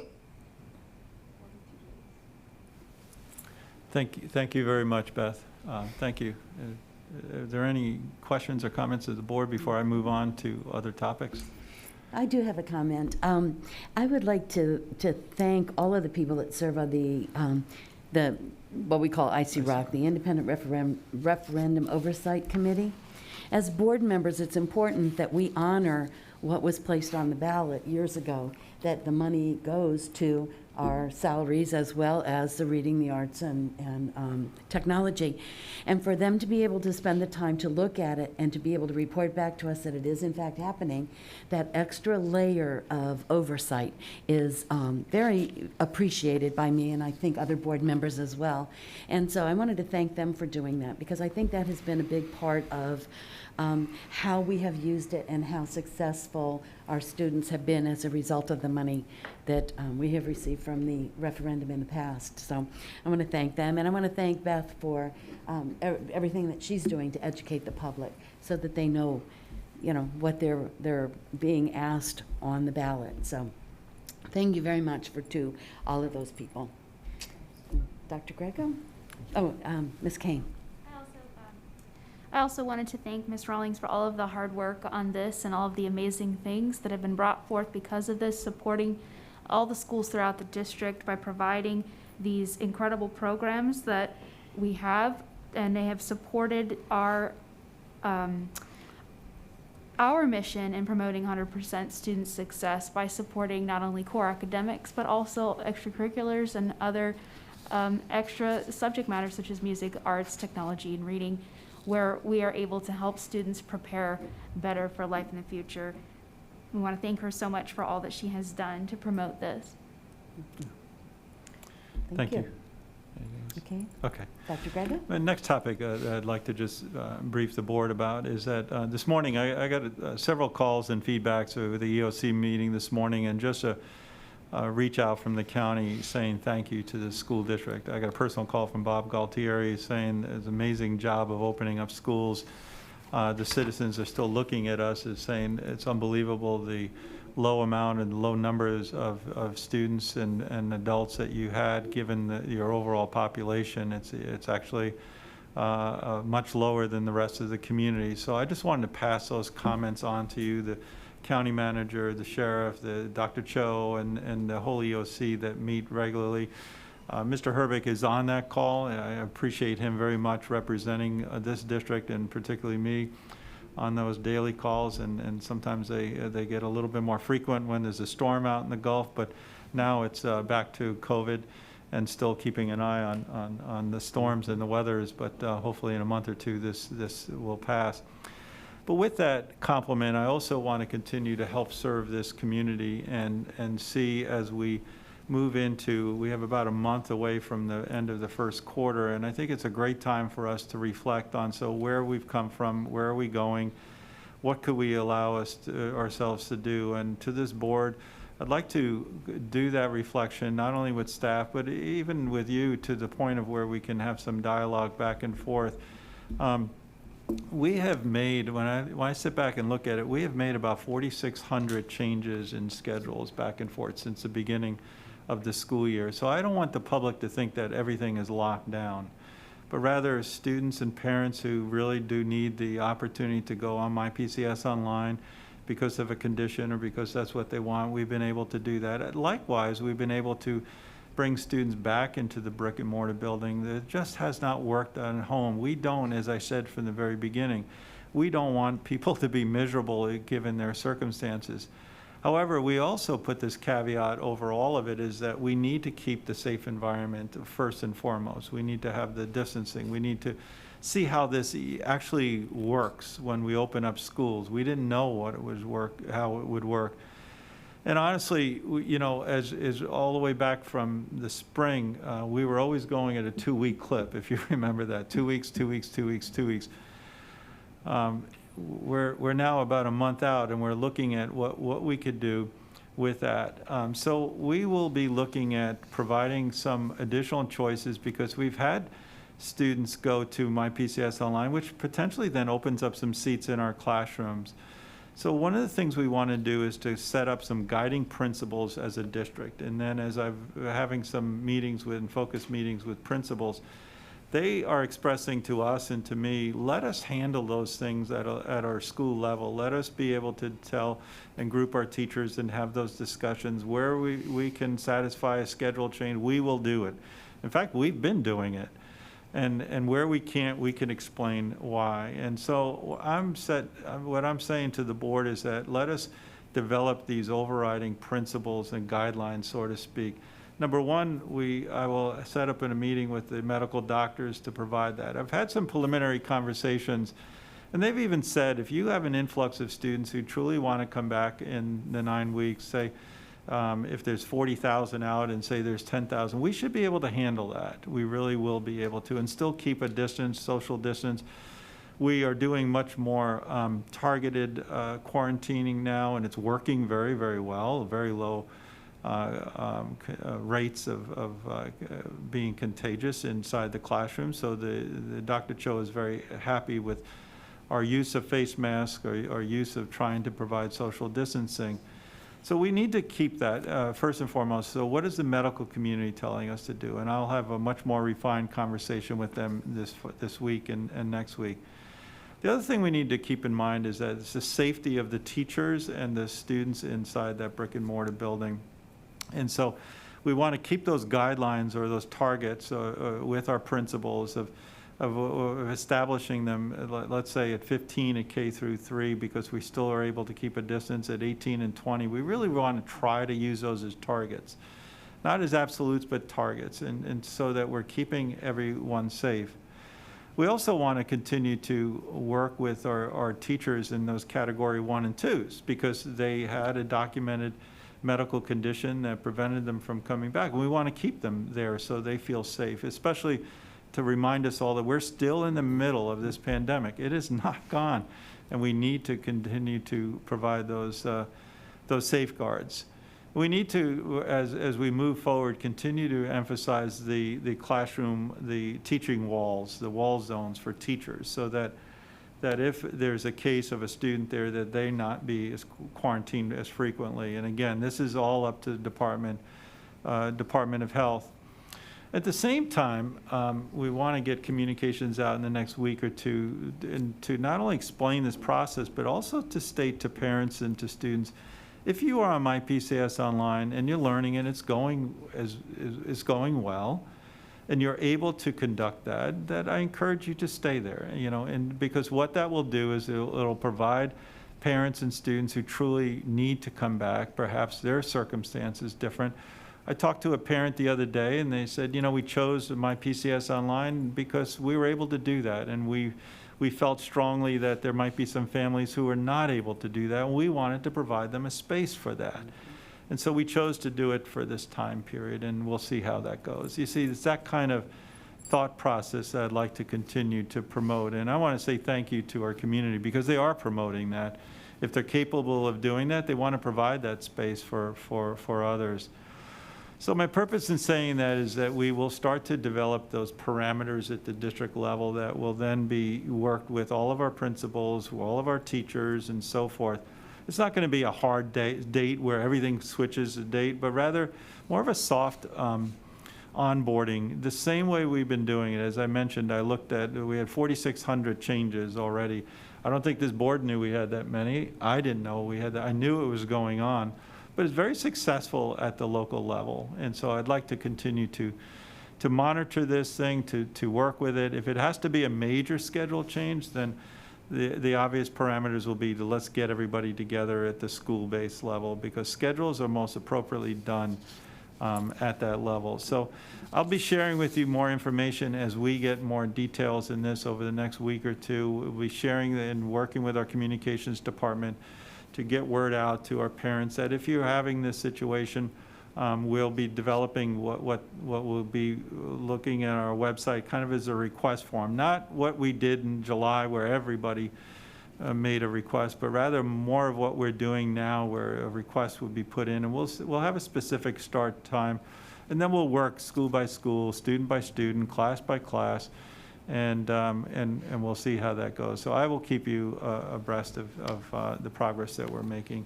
A couple of last items I want to share with you, just to thank the American Psychological Association. They donated 31,000 books to our district, valued just under $400,000. And these books were to help students at ages 4 to 14 with social emotional learning. And the book's donation was facilitated by the United Way, Suncoast. Socially and mentally growing up is hard enough, and especially during these times. So I personally and certainly want to extend thanks to the board. These will be given out through school psychologists, social workers, counselors, and behavior specialists who work with students. If these books are helpful, so be it. They certainly will be. I also want to say tremendous congratulations to the students and the parents of 25 Pinellas County School students named as a National Merit Scholar semifinalists. These students came from Eastlake, Lakewood, Largo, Osceola, Palm Harbor University, St. Petersburg High School, and Seminole High School, and 25 students amongst the 16,000 semifinalists in the nation. So these are the best of the best in terms of the SAT National Merit Scholarship qualifying test scores, and we're just really, really thrilled. This is an increased number for us, and so congratulations to them, and certainly the supportive folks and families behind them, as I know this board has met many of them, as we usually have at a breakfast later on in the year. Also want to say thank you to Human Resources Department, the Talent Acquisition Team. They've hosted their virtual meetups for new teachers to Pinellas County.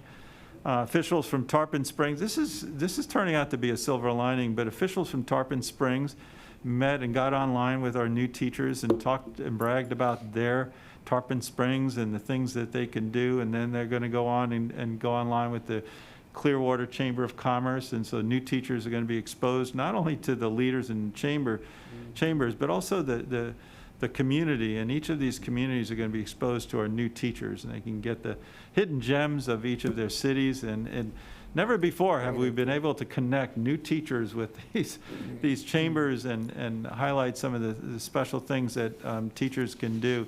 This certainly is an indication that we could spread this type of work even beyond our new teachers. And lastly, certainly thanks to Al Bennett, our sports program is up and running. Fingers crossed, it's working. This is one of those fragile areas that we certainly want to continue to keep students engaged. It's a part of schooling. I know that we met with the medical doctors about the band, and we're allowing additional steps forward because the positivity rates are so low, and Dr. Cho is fine with letting the bands play on the field now, and others that we're not up in the stands, but each baby steps. We want schooling to happen. We don't want to shut down schools, but we need to be cautious of that. But Al's put into place the digital payment and digital ticketing that's working real well. It took a little bit of time to get used to, but things are clicking. As you know, we have the NFHS, that network, that parents and grandparents and anyone from throughout the United States could watch these contests. And we've also allowed now girls volleyball for limited participation for parents and others to come in and watch. So again, we're making steps, and I just want to say thanks, because having a game on a Friday night, a Thursday night means all the difference in the world sometimes. And so let's stay healthy, and let's continue to be safe outside of schools. And as was mentioned this morning, I'll close with my opening comments, is that the schooling, the rates within our school district is lower than the rest of the county, and I think a lot of it is because of the tremendous precautions and the preparation that we've taken to open our schools and maintain those safety protocols. So thank you. Very good, thank you. Dr. Grego, where can people find the way to access the sports? If they want to watch the sports, where do they find the access information? Does anybody know?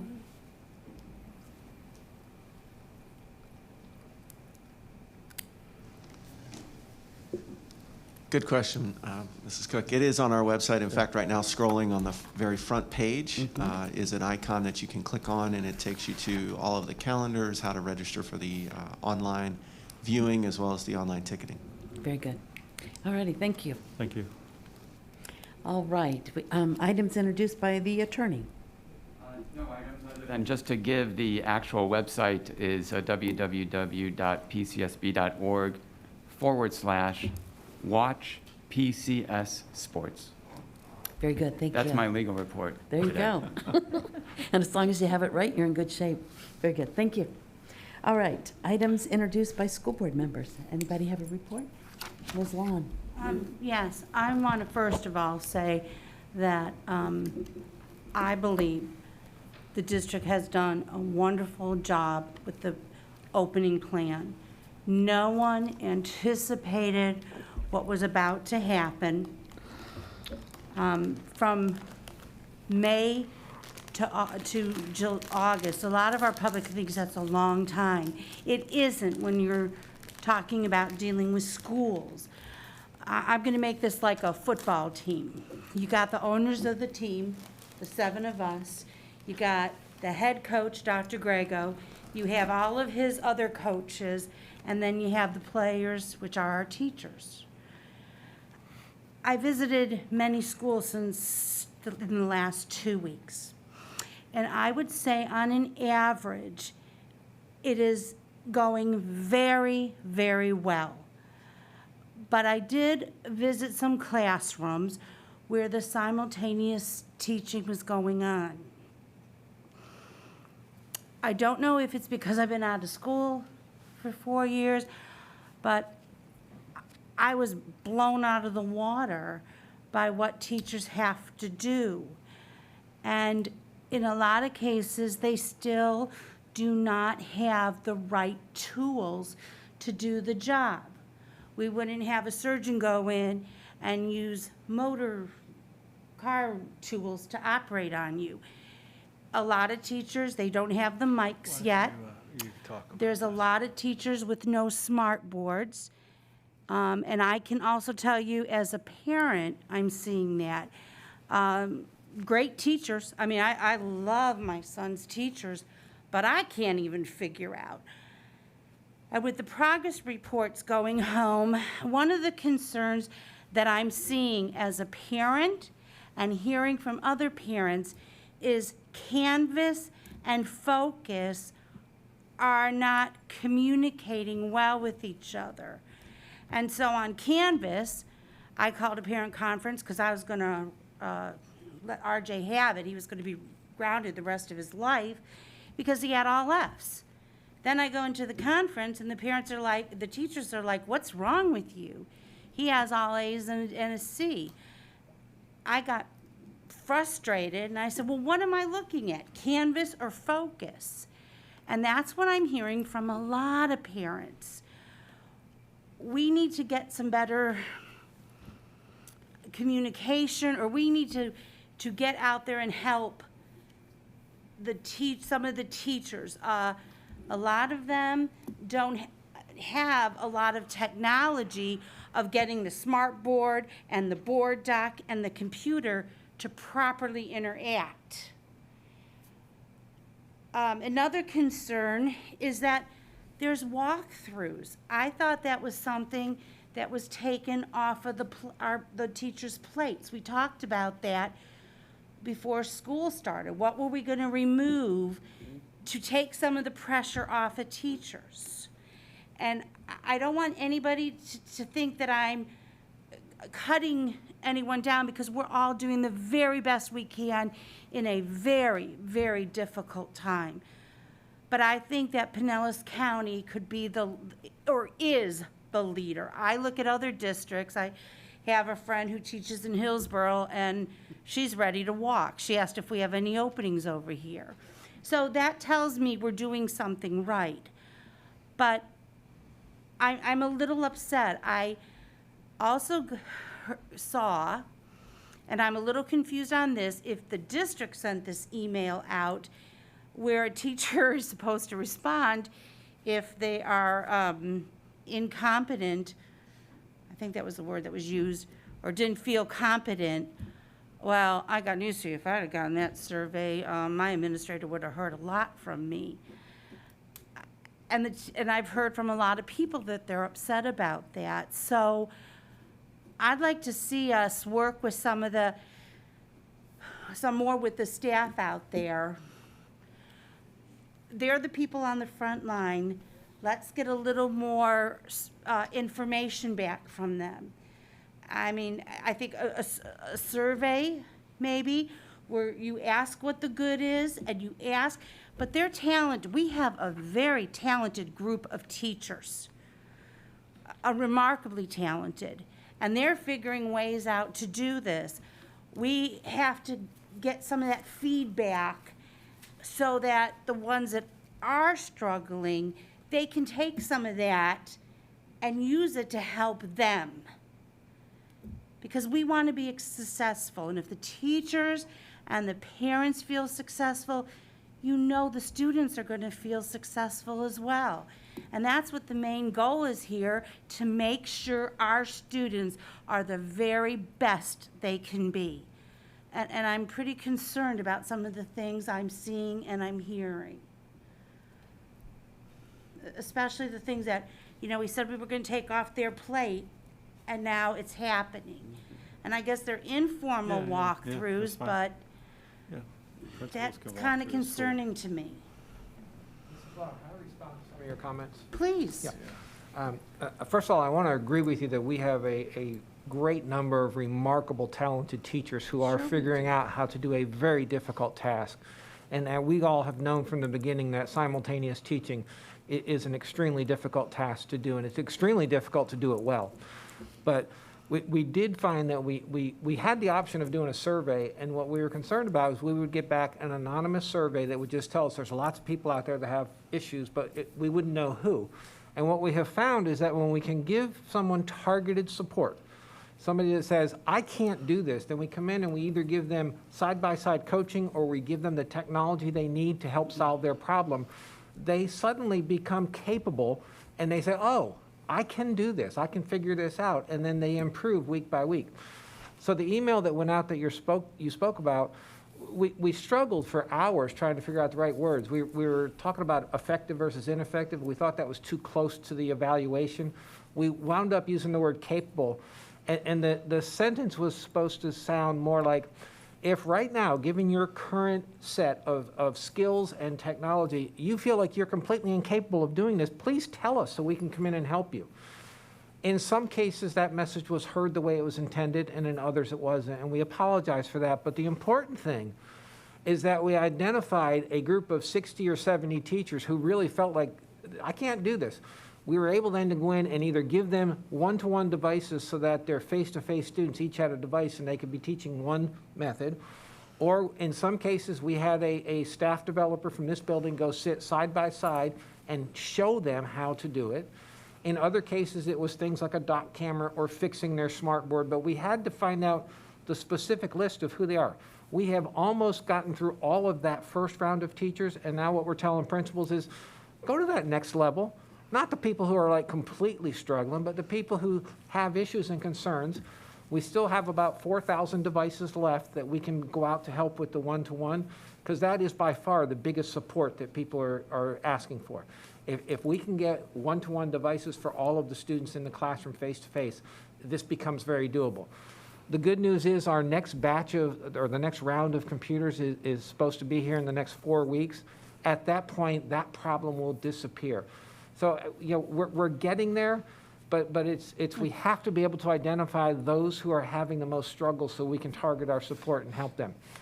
One thing on the walkthroughs, we never said we wouldn't do walkthroughs at all. We said we would not do them for evaluative purposes.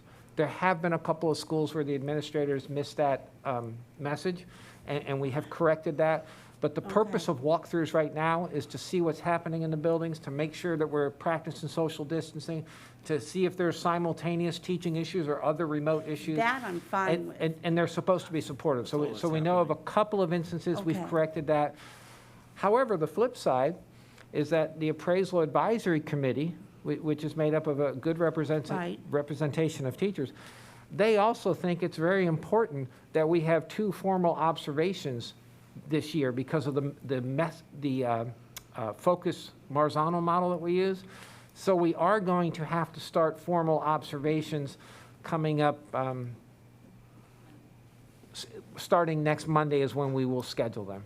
I understand that. That's, okay. I'm just talking about, they're calling them walkthroughs as, like they used to, Yeah, the and evaluative, and I Yeah. saying, wait a minute, I thought that was what we took off the table. Well, a principal has the ability to walk through their school. I never want to take that away. No, I mean, neither do you have I, to supervise the school, but if you could give us a specific names, as we're working very hard to get specific teachers' names so we can help the situation rather than just continue to kind of talk about it globally. And so, Mrs. Long, if you know specific teachers that are having trouble or struggling, whatever the word might be, no one wants to offend anybody, but let us know that so we can then take the next step instead of just having regurgitating conversations. I mean, we're all about solutions. We're trying to help this situation as fast as we can. So if you give us a name, the school, and we'll take it from there.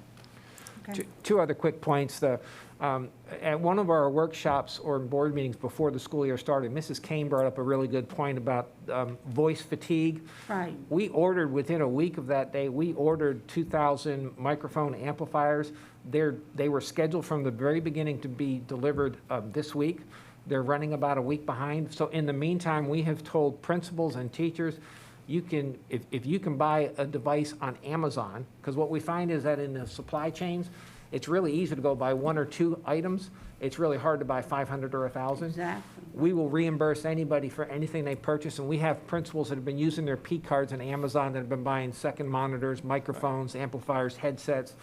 So if you come across a teacher that you're visiting and they're struggling with that and they haven't been able to get ours yet, just let them know that. They can ask their principal, and principals every day are processing purchase orders, and our purchasing department is automatically improving every one of them the day it happens. Second thing is the Canvas focus issue. Yeah, what's going Focus is and always has been our grade book. It continues to be our official grade book. So for any parents that are asking, what do I look at, which one? Focus is the important one. That's the official grade book. We have had some concerns or some issues where Canvas doesn't always import correctly. So the important thing is Focus is the one that you want to look at. And that would be the advice I'd give any parent. Here's my question. I'm going to use my son as an example. Canvas, there's all these assignments listed. So we're on the computer. I'm not kidding. 9, 10 hours a day. And he's starting to fight back with me. I don't blame him. That's a long time. So when I had the conference, they said, well, only the work that's in Focus. Well, my concern is, well, why do we have work in Canvas that's this long, and then in Focus it's only this long? I mean, I was completely confused after my conference how you could go from almost all failing Fs to being this outstanding student. So where is the breakdown between Canvas and Focus? Ms. Long, if I may, I've talked to a number of teachers in a similar situation. I want you to put your teacher hat on. Okay. And you plan for a week of instruction, and you always plan more than you're going to use, right? Exactly. The kids don't know what you don't use in a face-to-face class, right? You get talking about a topic, all of a sudden we didn't get to this, I'm going to take it and use it tomorrow, I might use it next week, what have you. In Canvas, it doesn't work like that. I load all the assignments, planning for, I need to use them all, and every teacher I've talked to says, guess what? I don't get to all of them. And I don't get to all of them for the same reason I didn't get to everything in face-to-face class, but also because I'm spending time working with students on technology issues.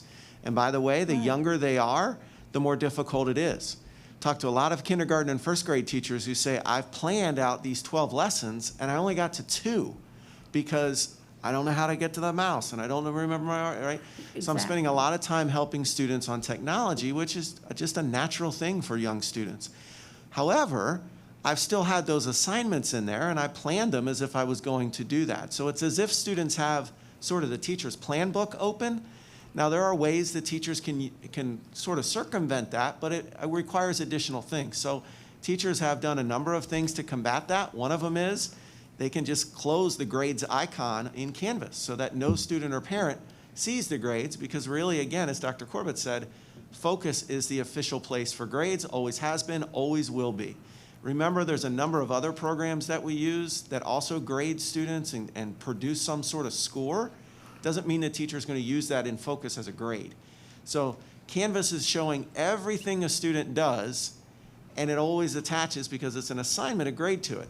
But just as you did in a classroom, you may do an activity that's not graded. You did it because we're going to talk about something, you may fill out something, but I'm not going to give you a grade on it, or maybe the grade I give you is different than the score you would have earned because I'm giving you a grade for participation in discussion. So that's a growing pain. You as a parent, you are not the first parent I've heard from today or this week with that concern. I know I'm not. And we continue to say, remember, Focus is the official gradebook. Unfortunately, there are so many changes in the way of work, and this is a great example. All of these things have been communicated to teachers and to parents in some of our videos and on the website, but at the time that we heard them, it wasn't important, right? Now, 4 weeks, 5 weeks into the school year, it's like, oh yeah, that was in the video, that was in a training, that wasn't, and that's okay. So we just keep communicating those things out. I'm glad you brought it up because it gives us a forum to tell any parent who's listening, Focus is the gradebook. Not Canvas, not Teams, not some other application like iStation or Dreambox or something else you might be using, but it's always Focus, because the teacher determines which of those assignments are going to be graded and how they will be graded. And they close the grades, some of them, it's locked, but if you're an ESE child that needs extra time, then unless the child goes and emails the teacher, they're locked out.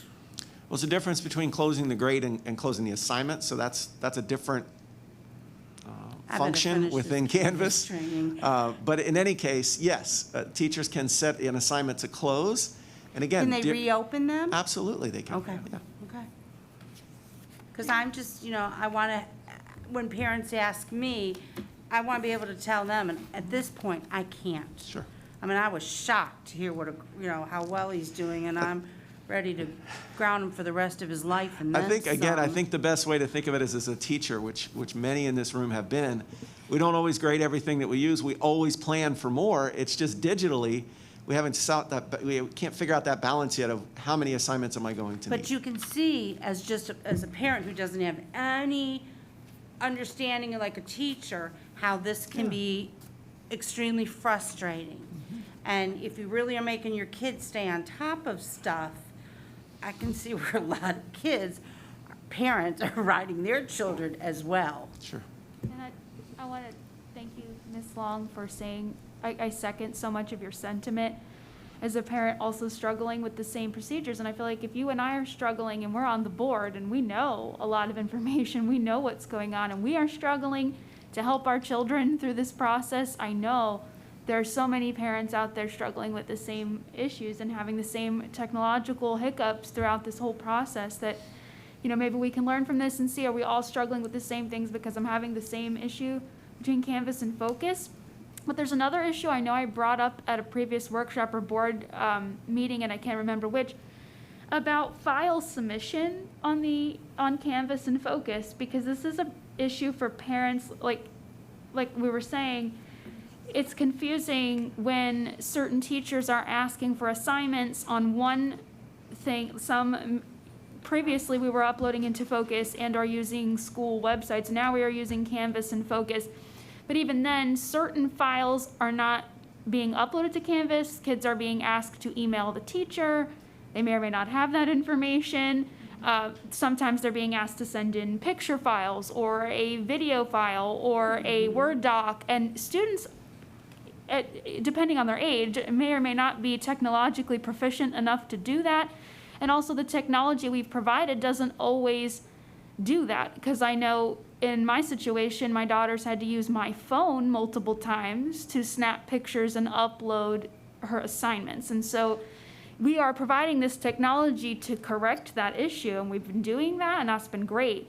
But if there's assignments that are going to be given where we need additional technology, I mean, she's lucky that I'm there and she can use my things. Right. However, that's not the case for every student. So how many assignments are going in and not being graded or not being given to the teacher because the computers we have provided are not able to do some of the things that we're asking of students technologically. And the younger that they are, they may or may not know how to upload a video if it's not the correct size, or upload a photo doc, things like that. So what is being done? Maybe it's already being done, because I'm sure you've had plenty of parents who have emailed and expressed concern, but what are we doing to get ahead of that in Pinellas County? So Canvas is the official place for teachers who are teaching in MyPCS online, and in an ideal world, you would do everything there. But as I said earlier, kindergarten and first graders, I mean, online learning is not made for them.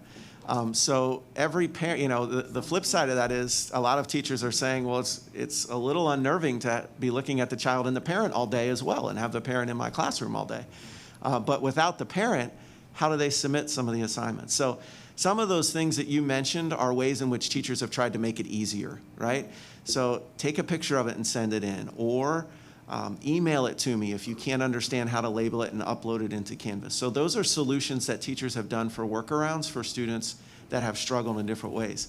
We do have guidance on how to file upload and share within Canvas, and that's the official way. And certainly in a high school, there would be no issues with that in terms of understanding the process. But a lot of teachers have said, you're used to doing this, right? Just email it to me, or send it in Focus. The tougher part for teachers is if it's in Canvas, it's really easy to grade. They can scroll from student to student to student, they put in the grade, it will pass back to Focus, and it makes it really efficient. When they start to innovate and do those things, then it slows them down. So hopefully, as we continue at this, particularly for full-time students, we can teach our students the right ways to do that to make it efficient for everyone. But to your point, no, not all technology is the same. And that's why teachers have tried to innovate to say, well, here's another way or another way or another way to do that. Not to confuse, but to help. Well, I guess my point is, can we do something a little more broad in the solution aspect than to just leave it to individual teachers? Because like I pointed out last time, on a daily basis, my household is dealing with 14 teachers. If every teacher decides to do it differently, that's very difficult as a parent when you have multiple children doing this. And so as a way to get ahead of it, I guess, is because each teacher's going to have a different solution than the next, they're going to be creative and they're going to come up with ways to make their class run, and that's wonderful. And that's because they are professional. But as a district, if these problems, I mean, I have a middle schooler who's struggling with that. It's not just the younger ones. Yeah. She's also struggling with how to upload certain files because she's never done that.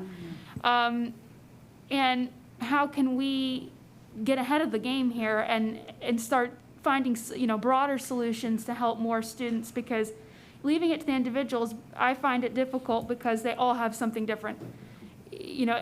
If a child has 7 teachers in their daily schedule and they all do it differently, that's a lot to keep up on, and especially for parents who are home working and are trying to leave open space in the schools for others. As Dr. Grego pointed out, they're trying to not take up that space. They're trying their best in the household. They have their own jobs to do than to be on top of every assignment with every single teacher doing it a completely different way and having their own system. So I guess, is there something we can do? And thank you for your comments. What I'm hearing, and maybe we can get together and huddle, is maybe provide some guidelines. And what I'm hearing also is age appropriateness.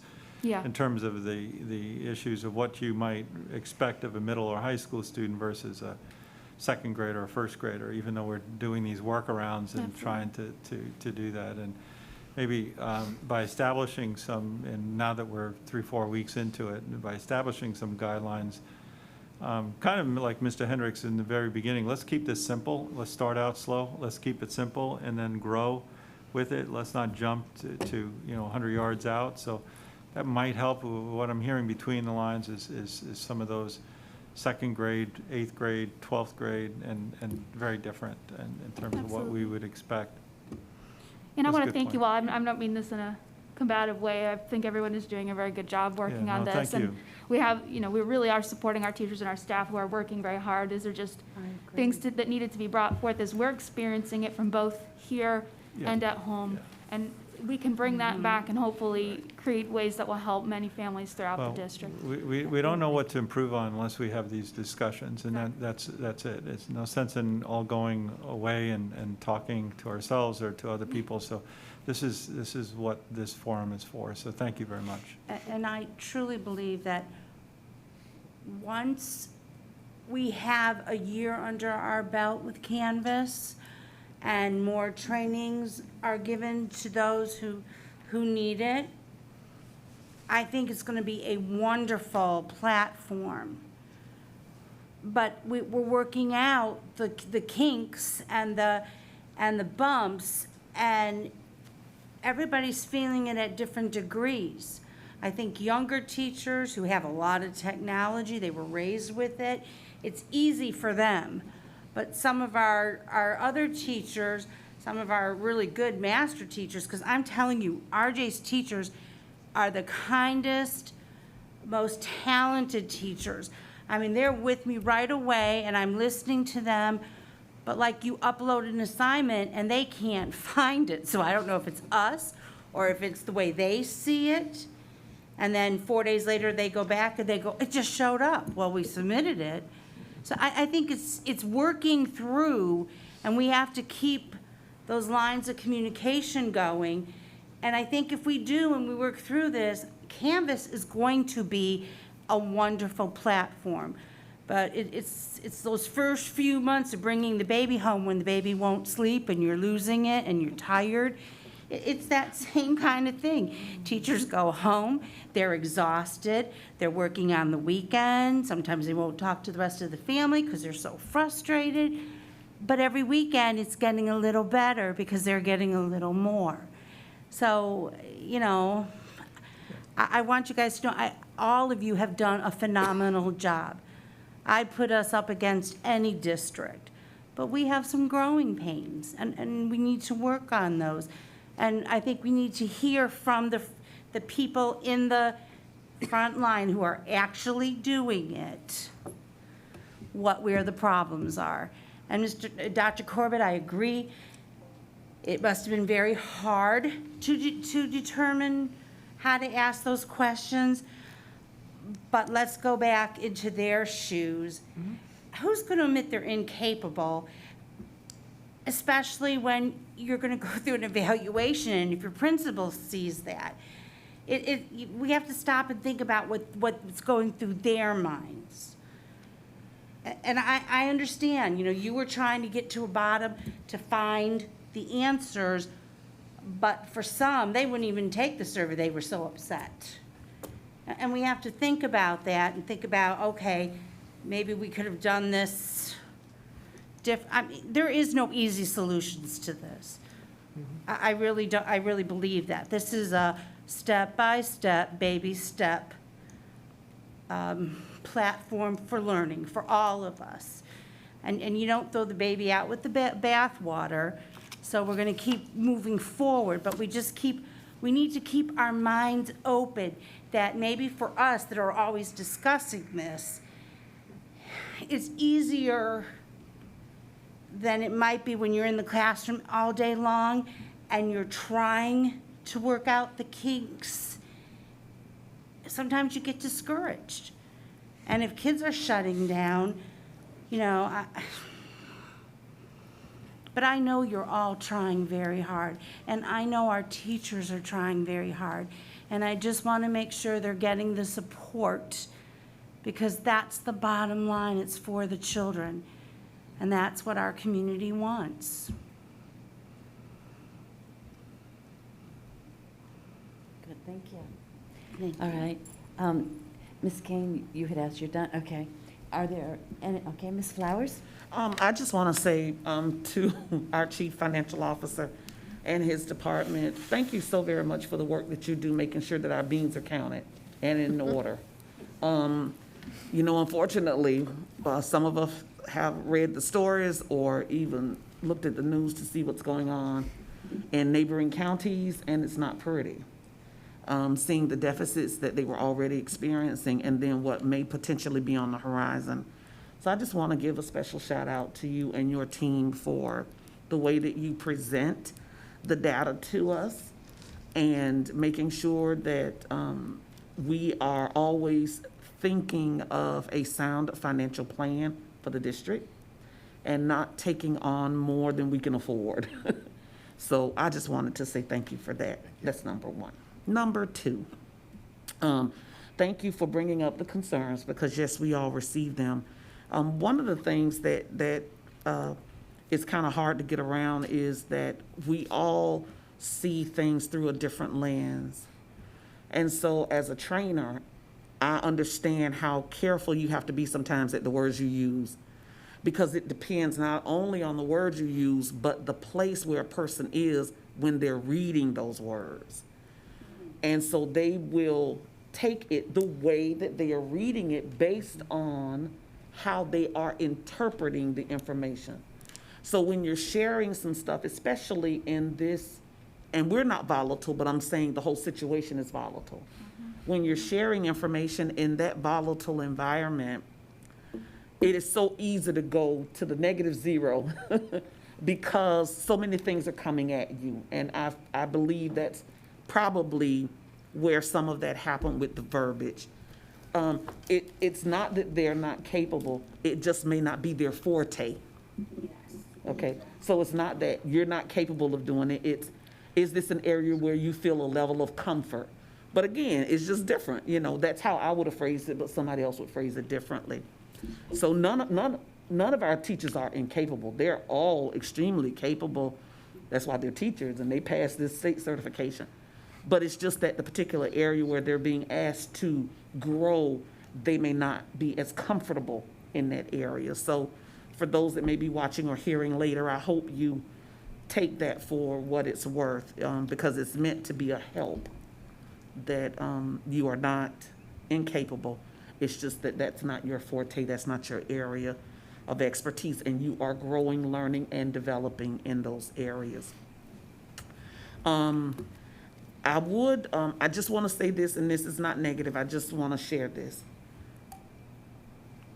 Thank you for the comments that I read, Chairperson Cook and Mr. Corbett, regarding the survey, the decision to pull back on the survey anonymously versus names. And whether we believe it, think it, feel it, or see it, we have to admit or acknowledge other person's feelings. And so their feeling may be that if I put my name on this survey, I will then experience difficulties in my teaching environment. So we could say, no, that's not what we do. No, that's not how we, but if the person interprets it, and it's not just in public education, that's in any place of employment, that, you know, if something's going on with the supervisor and they're sharing something with me, and if I'm quite honest with them, I'm at risk of losing my job. So that's not just here. That's at my place of full-time employment and other places. So giving the name would allow us to specifically target that person who needs the help, right? Because then we know who to go to. Not giving the name, for some people, gives them more of a sense of security. So, however we are able to retrieve the information, we need to be able to retrieve it so we can specifically help the persons in need with the areas they need help in. I'm learned on the computer, but I'm not good in Excel. I'm a basic Exceller. So if I just write in general terms, I need help in Excel, and you don't know who I am, you don't know who to help.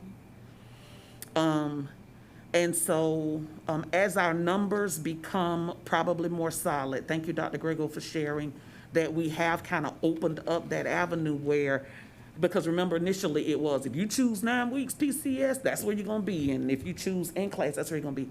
So thank you for sharing that we have been very open to working with families based on circumstances and situations, because I have heard that, and that has worked well for some people, allowing that fluidity. And hopefully in that, we can also see, well, maybe this person only has 4 individuals online virtual learning. They're struggling a little bit, but this person has 3. We can merge them together, same class structure, science, I don't know, whatever. And I'm sure you guys are thinking about that, but maybe that would be an idea to help, because we're always looking at those numbers and where they're moving. The only other thing is just, you know, if we could maybe communicate better with those teachers who have had a case of positivity in their classrooms, you know, just making sure that they know, yes, this classroom has received the thorough cleaning that it's supposed to receive, so that you know that when you come back, everything is good. You know, it's it may take just a little 5 additional minutes or something to contact them, but at least they know that, and they can feel a little bit more comfortable that, yes, the classroom has been sanitized and all is well. So when you come back and your students come back, you know, all is well based on what we were supposed to do. So maybe if we could just communicate that, how, through whatever process you all want to do that, that would be fabulous. But other than that, I appreciate the report. I love what's going on at Northeast High School. It is one where you walk right in the door and boom, there you are. It's a very large auditorium. It's absolutely gorgeous. Thank you so much for providing us with that video regarding the referendum. The community really sees that we do what we said we're going to do with those funds. So we can't go out and advocate for it, but I'm just hopeful. And that's all I have, Madam Chair. Thank you. Anyone else? Dr. Carr? Sure, thank you. I think you brought up a lot of the points, Mrs. Long and Ms. Kane. I appreciate you both. It's so nice to work on this board. I think we each have different perspectives, and I think we're very fortunate. Some of us are married to teachers, some of us have children in the schools, some of us have grandchildren in the school. So, and different perspectives within our individual communities. So I think everyone brings a really valuable piece, and I'm grateful to be a part of it. And in thinking of some of these things, I think what echoes most with me, Ms. Flowers, is volatile. And that right now as a nation, we're in a volatile situation, and it's challenging for all of us. So we have to tread extra lightly with our vocabulary.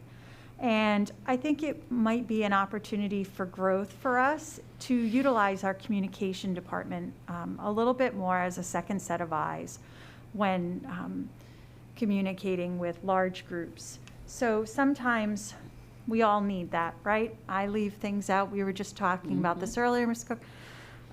Just a second set of eyes, because that's where their area of expertise lies. And sometimes it can be really beneficial to utilize those folks to have a better understanding of different connotation to words or the target audience. It's not always all of our areas of expertise. And along with that, I heard similar to Ms. Flowers about the strike force. I think we all did. Maybe like we put the little door sticker on, the little red tags, maybe we need a little strike force tag. So we know that room got a strike force, that was hit by that crew or whatever. And then I want to say thank you also to Mr. Bennett.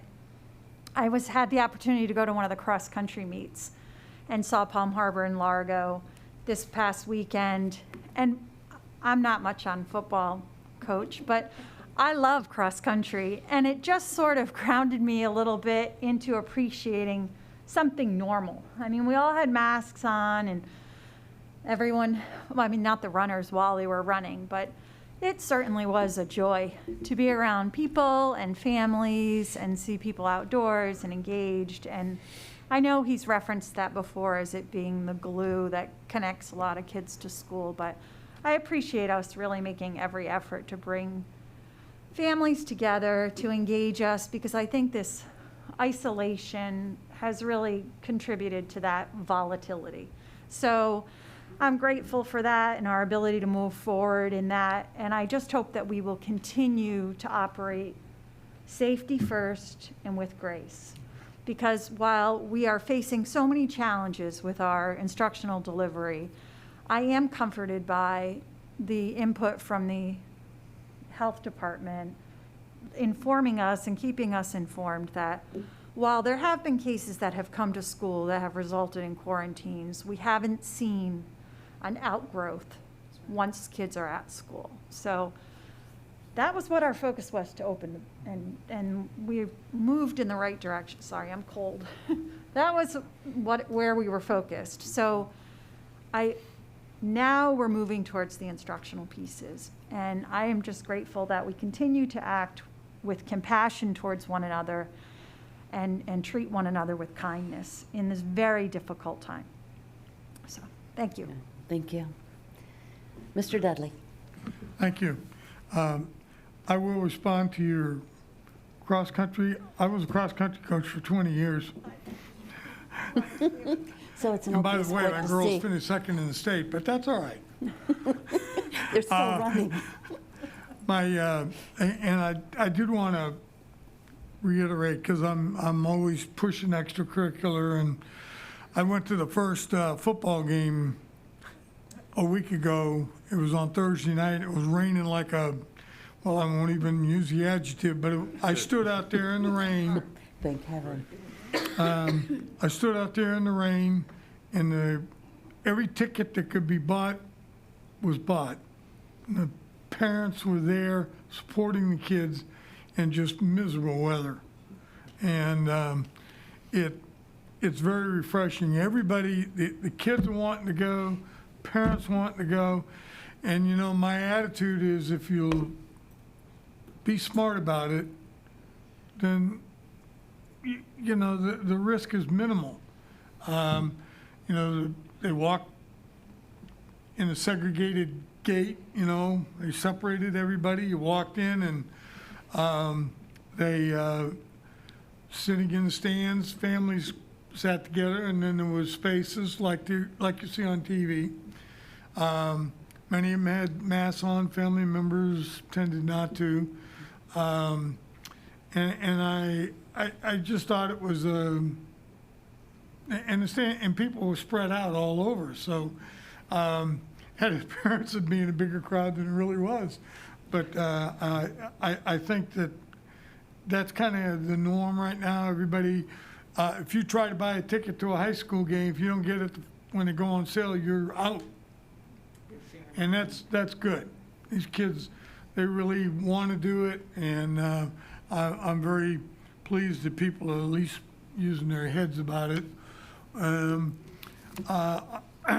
As far as the other about getting along, I couldn't agree more. I am so sick and tired of people that, we have a right to disagree. America was built on, people having different ideas. And because we don't agree with one another, somehow I'm not a three-headed monster and I'm not whatever. And it's just, accept it for what it is.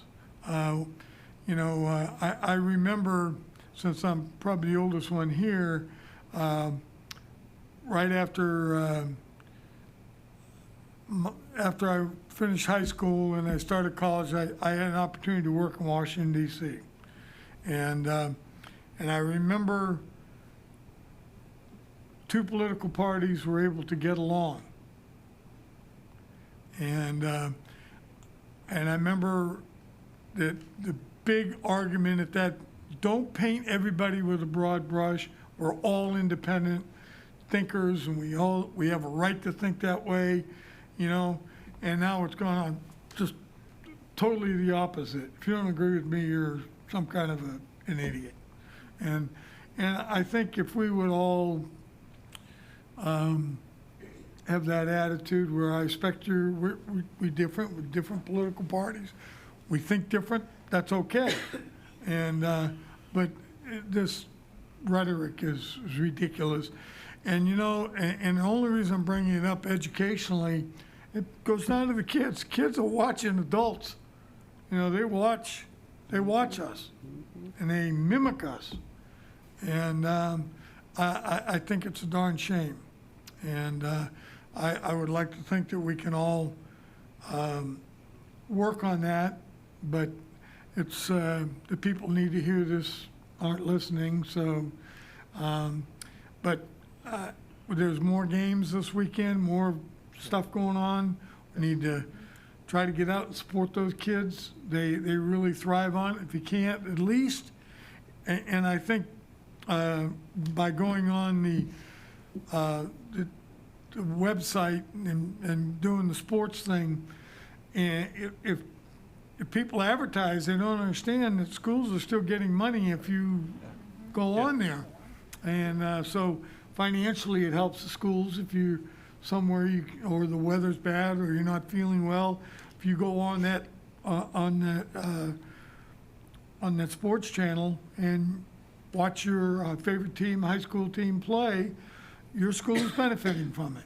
And I think that's great. And again, thank you for, we worked on that last year and it came out, and I think so far I've been hearing good reports on it. So anyway, that's all I have to say, and I hope everybody just stays safe and use your noodle. Some guy used to say, use your head for something besides a hat rack. That's right. Well, I think with the conversation, the one thing that we've heard and the one takeaway that I have is, again, I'm going to watch my word, but if you're feeling overwhelmed, ask for help. We've heard that from Dr. Grego, we've heard it from Dr. Corbett, we've heard it from Mr. Hendrick. I see people that are in the back, our staff, shaking their heads. So we want to make this work. As a district, it's important that we see every child succeed. So if they're feeling overwhelmed in any way, shape, or form, whether it's a little overwhelmed or a lot overwhelmed, ask for help. And we'll do our best to give it to you. Right. So that's the one takeaway that I'm hearing from all of this conversation. We all want it to succeed. And I thank everybody who has been working on it and who has been working with the people that have asked or needed help at this point in time. So let's just continue to do that, and we'll get better every day. Every day. Mr. Corbett, Dr. Corbett, I'm sorry, Dr. Corbett, are there any board requests? Yes, Madam Chair, I recorded two. The first is that we will huddle and we will try to clarify the processes to turn in assignments for students, and especially folks at the younger grade levels. The second one is we'll look at our communications to staff after a positive case in regard to how the room was clean, and we'll just clean up that process. Okay, very good. All right. We will do our school board evaluation after we have our speakers from the public. And so at this point in time, if there is no objection, I will adjourn this meeting. All right. Ms. Simonetti, do we have speakers today? Board members and Dr. Grego, we have 4 speakers today for general public comments. Our first is Dawn Lechner. In the right spot. Good afternoon. Good afternoon. Thank you for hearing me this afternoon. I know it's close to lunchtime. But I'm here representing Pinellas Watch. I'm here speaking specifically on behalf of Aiden Barnes, who was not able to be here today because she's unable to wear a mask. So I'm just going to read something that she prepared for you. Members of the board, my deepest concern is forced masking to the fullest extent of the school day in Pinellas County schools for students as young as 3 years of age. My daughter comes home from school lightheaded and dizzy from masks, and this is wrong and dangerous. There are not enough mask breaks given to most of these children. Allow them to remove their masks while seated in class. My request is easing the mask restrictions from the full extent of the school day to only hallways, etc. I also request that when the Board of Pinellas County Commissioners rescinds their mask mandate, that the school board makes a choice for parents to make a better choice for students. I'd like to share these stories with the board. Although multiple principals have stated there are no masks to be worn outdoors at PE, it is still happening around the Pinellas County by rogue teachers. The excuse is always the same: they're not socially distanced. In the network of parent groups online, there have been over 20 parents anonymously posting their stories, and here are a few. Parent number 1, Seminole Middle, a 7th grade student who had a bad dermatitis infection covering 1/3 of her face, which turned into a fungal infection, is also getting thrush in her throat and headaches.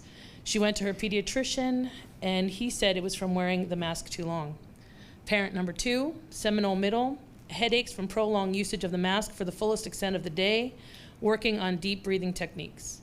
Parent number 3, 1 week ago, elementary-aged child has trouble breathing, so the mom said to take it off and take a break, but the child won't take the mask off and continues to wear it when having trouble breathing because they are scared of getting in trouble. Parent number 4, Seminole High School staff is forcing students in the band to use masks while outside. The parent was told via Zoom that they would not be wearing a mask because there was no mask required to wear them outside for band, but the kids were forced to wear them anyway. Parent number 5, child has PE, but the mask put the mask back on, hot and sweaty face. The mask stayed soaking wet for the next few hours, even on the school bus. Parent number 6, in Largo High volleyball, the girls were required to wear a mask immediately when they walked off the court to sit on the bench. This means that students are forced to mask while breathing heavily from exercise. I'm extremely concerned for these children's health and well-being. I implore the board to ease the mask restrictions and at the very least allow children to remove their masks in the classroom.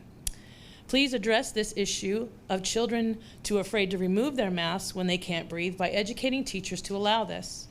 Also reiterate that students are not to be wearing masks outdoors. A friend of mine is in the medical field. Does that mean my time's up? Yep.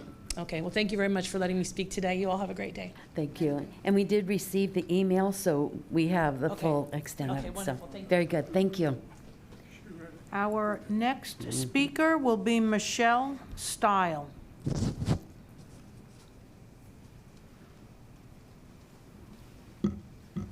Good afternoon. Hi, thank you. I'm speaking today on behalf of the Pinellas County families for whom all-day masking of children causes health concerns and disruption to their education. Additionally, several parents contacted me and asked me to tell you that they wanted to speak today, but they are unable to wear face masks, and they are protected under the medical exemption clause of the Pinellas County Ordinance, but they were told they cannot enter this public building. I have followed the data and the science since March, and I know that the flu is more dangerous to children than COVID, but I'm not here to debate the data. I will not change your minds. I only want to ask that you take a few ideas into consideration. Number one, please consider extending the option of My PCS as long as you have a mask mandate in place so that families with health and educational concerns about masks may choose to stay home while enrolled in their zoned or choice school. My IB high school student is doing My PCS because of the mask mandate and is otherwise not isolating. He's been in sports 5 days a week since June 1st, for example. My PCS has been smooth sailing for him since day one. Number two, please consider allowing students to remove their masks when seated in their classrooms and mandate the masks only while they are walking in common areas or on buses. Number three, please consider removing the requirement on the exemption forms to list a diagnosis. This is a violation of medical privacy.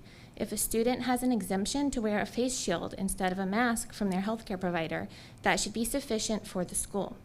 Thank you for listening to my suggestions. I have been working to end mask mandates for children since before the mandates were created. The comment I get from other parents most often is, "Thank you for speaking. I'm not able to because of my job." I have the privilege to send 5 of my own children to private schools where they are not masked, and I have the privilege to keep my public school student at home. Not every family has this privilege, so I speak for them so that their children might soon have the same freedom to breathe as mine. Oh, I wanted to also say thank you for talking about dyslexia today. I have a gifted child with dyslexia, and because of early intervention, she no longer needs interventions now in the 2nd grade. When I taught in public school, there was not enough help available to my dyslexic students in middle school. Thank you. Thank you. Our next speaker will be Nancy Velarde.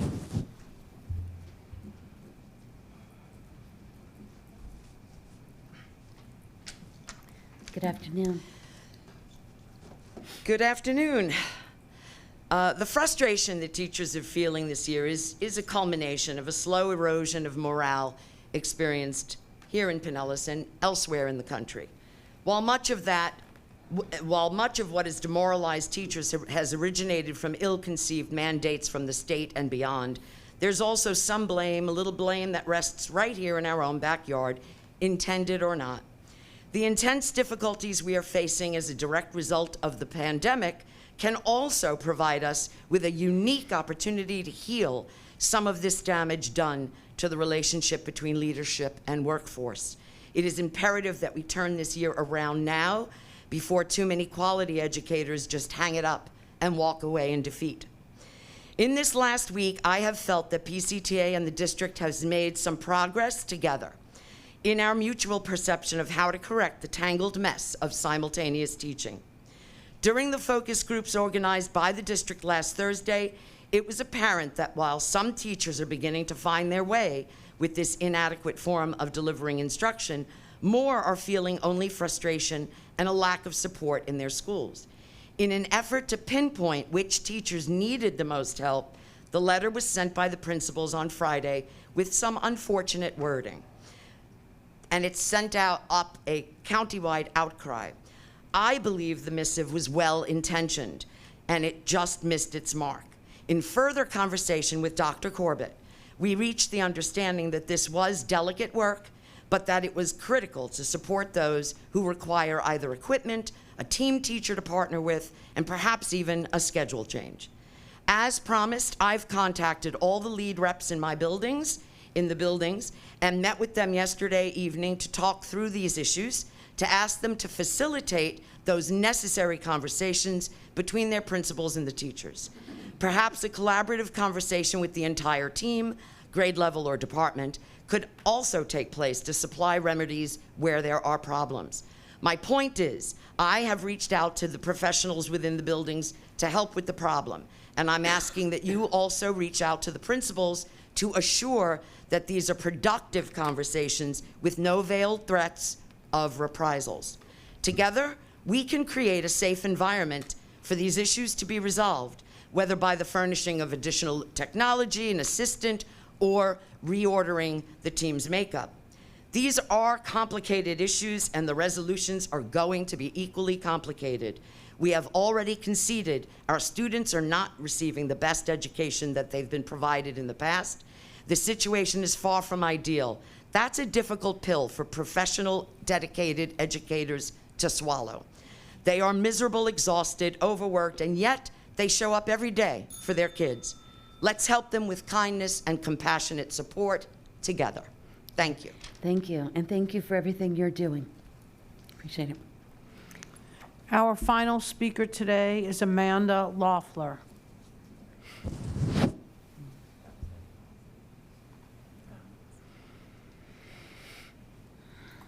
Good afternoon. Good afternoon. Today I'm going to be reading you an email from another parent that wasn't able to be here, and I made great lengths to be here myself. So she says, this is from Alana Jackson, she says, to the school board, I enrolled my child in the MyPCS online schooling with the understanding that the online students would have dedicated teachers that would focus on their learning throughout the school day. However, that is not what has occurred. My child gets maybe 45 minutes to an hour of live teaching each day. This online school situation is unacceptable. Teachers cannot be expected to teach online and in person at the same time. It is not feasible if you want students to learn. I do not feel as though my son is learning anything. He is in 2nd grade and is confused. He needs constant help with his schoolwork. Once the live session ends, the online students have no way to ask questions or to finish their work. Let's face it, they aren't going to email their teachers. They are young and just want to ask a question to a live person. 2nd graders are not at a point where they can just do a 10-minute session and be expected to just go about and do their work without any issues. The teaching is falling on the parents. Many parents are working full-time and do not have the luxury to help their children continually throughout the day. I'm one of those parents that has a full-time job, and I'm constantly getting interrupted to try to figure out what he's supposed to be doing daily. I'm falling behind in my work, and I'm concerned that my son is falling behind in school. I never would have signed up for the online schooling had I known that there would not be dedicated teachers. This entire process is broken. The teachers, students, and parents are the ones paying the price. I feel the school board duped the parents and the teachers because we were all told that the dual teaching would not be the case. I find it incredibly disheartening that the school board knew that there would not be dedicated teachers for all the online classes, yet proceeded to explain it in this manner. I feel though we have been lied to intentionally to get students to sign up for the online classes so the CDC guidelines could be met for in-person classes. This is unacceptable. My son's teacher has recently said to one of the moms, I do not have the time to dedicate to the students online and make sure that they are doing their lessons. These students, teachers, and parents should not be put in this situation.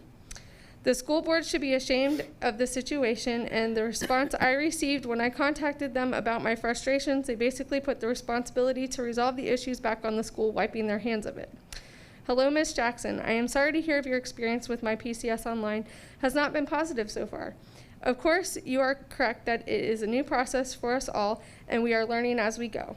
I would encourage you to reach out to your school's principal to discuss specific concerns so that way we can get the teacher the support that they need to be successful to help the students be successful. Thank you for sharing your concerns. Please reach out to me personally. If you feel like the matter has not improved or that the process isn't working. Anyway, please make some changes. Thank you. Thank you. No further speakers. All right, if there are no other speakers, then that ends the public participation portion of the meeting. We will now do our thank you, everybody, and we'll do our evaluation. And we'll continue to do them from these seats so that everybody can hear it. Is there anything that went well or that, that needs to be looked at or improved for our meeting? No, I thought the meeting went well. I thought I could hear everything when persons were speaking. There was no interruption. Thank you so much, Positive, for having our young adults, our students, come back to us virtually. You know, that was absolutely wonderful. It saves travel distance for them and still allows them to tout what's going on. So thank you for that. And that went smoothly, very smoothly. Very smoothly. And thank you for, excuse me, you know, we're able to hear. I know sometimes we've had some concerns with the mic and whatnot for our guests that are speaking, but for the last few meetings, it's been very clear, so. Okay, so as far as technology and equipment, everything's going well. Anything else that needs to be brought forward? All right, we're finished. Thank you very much.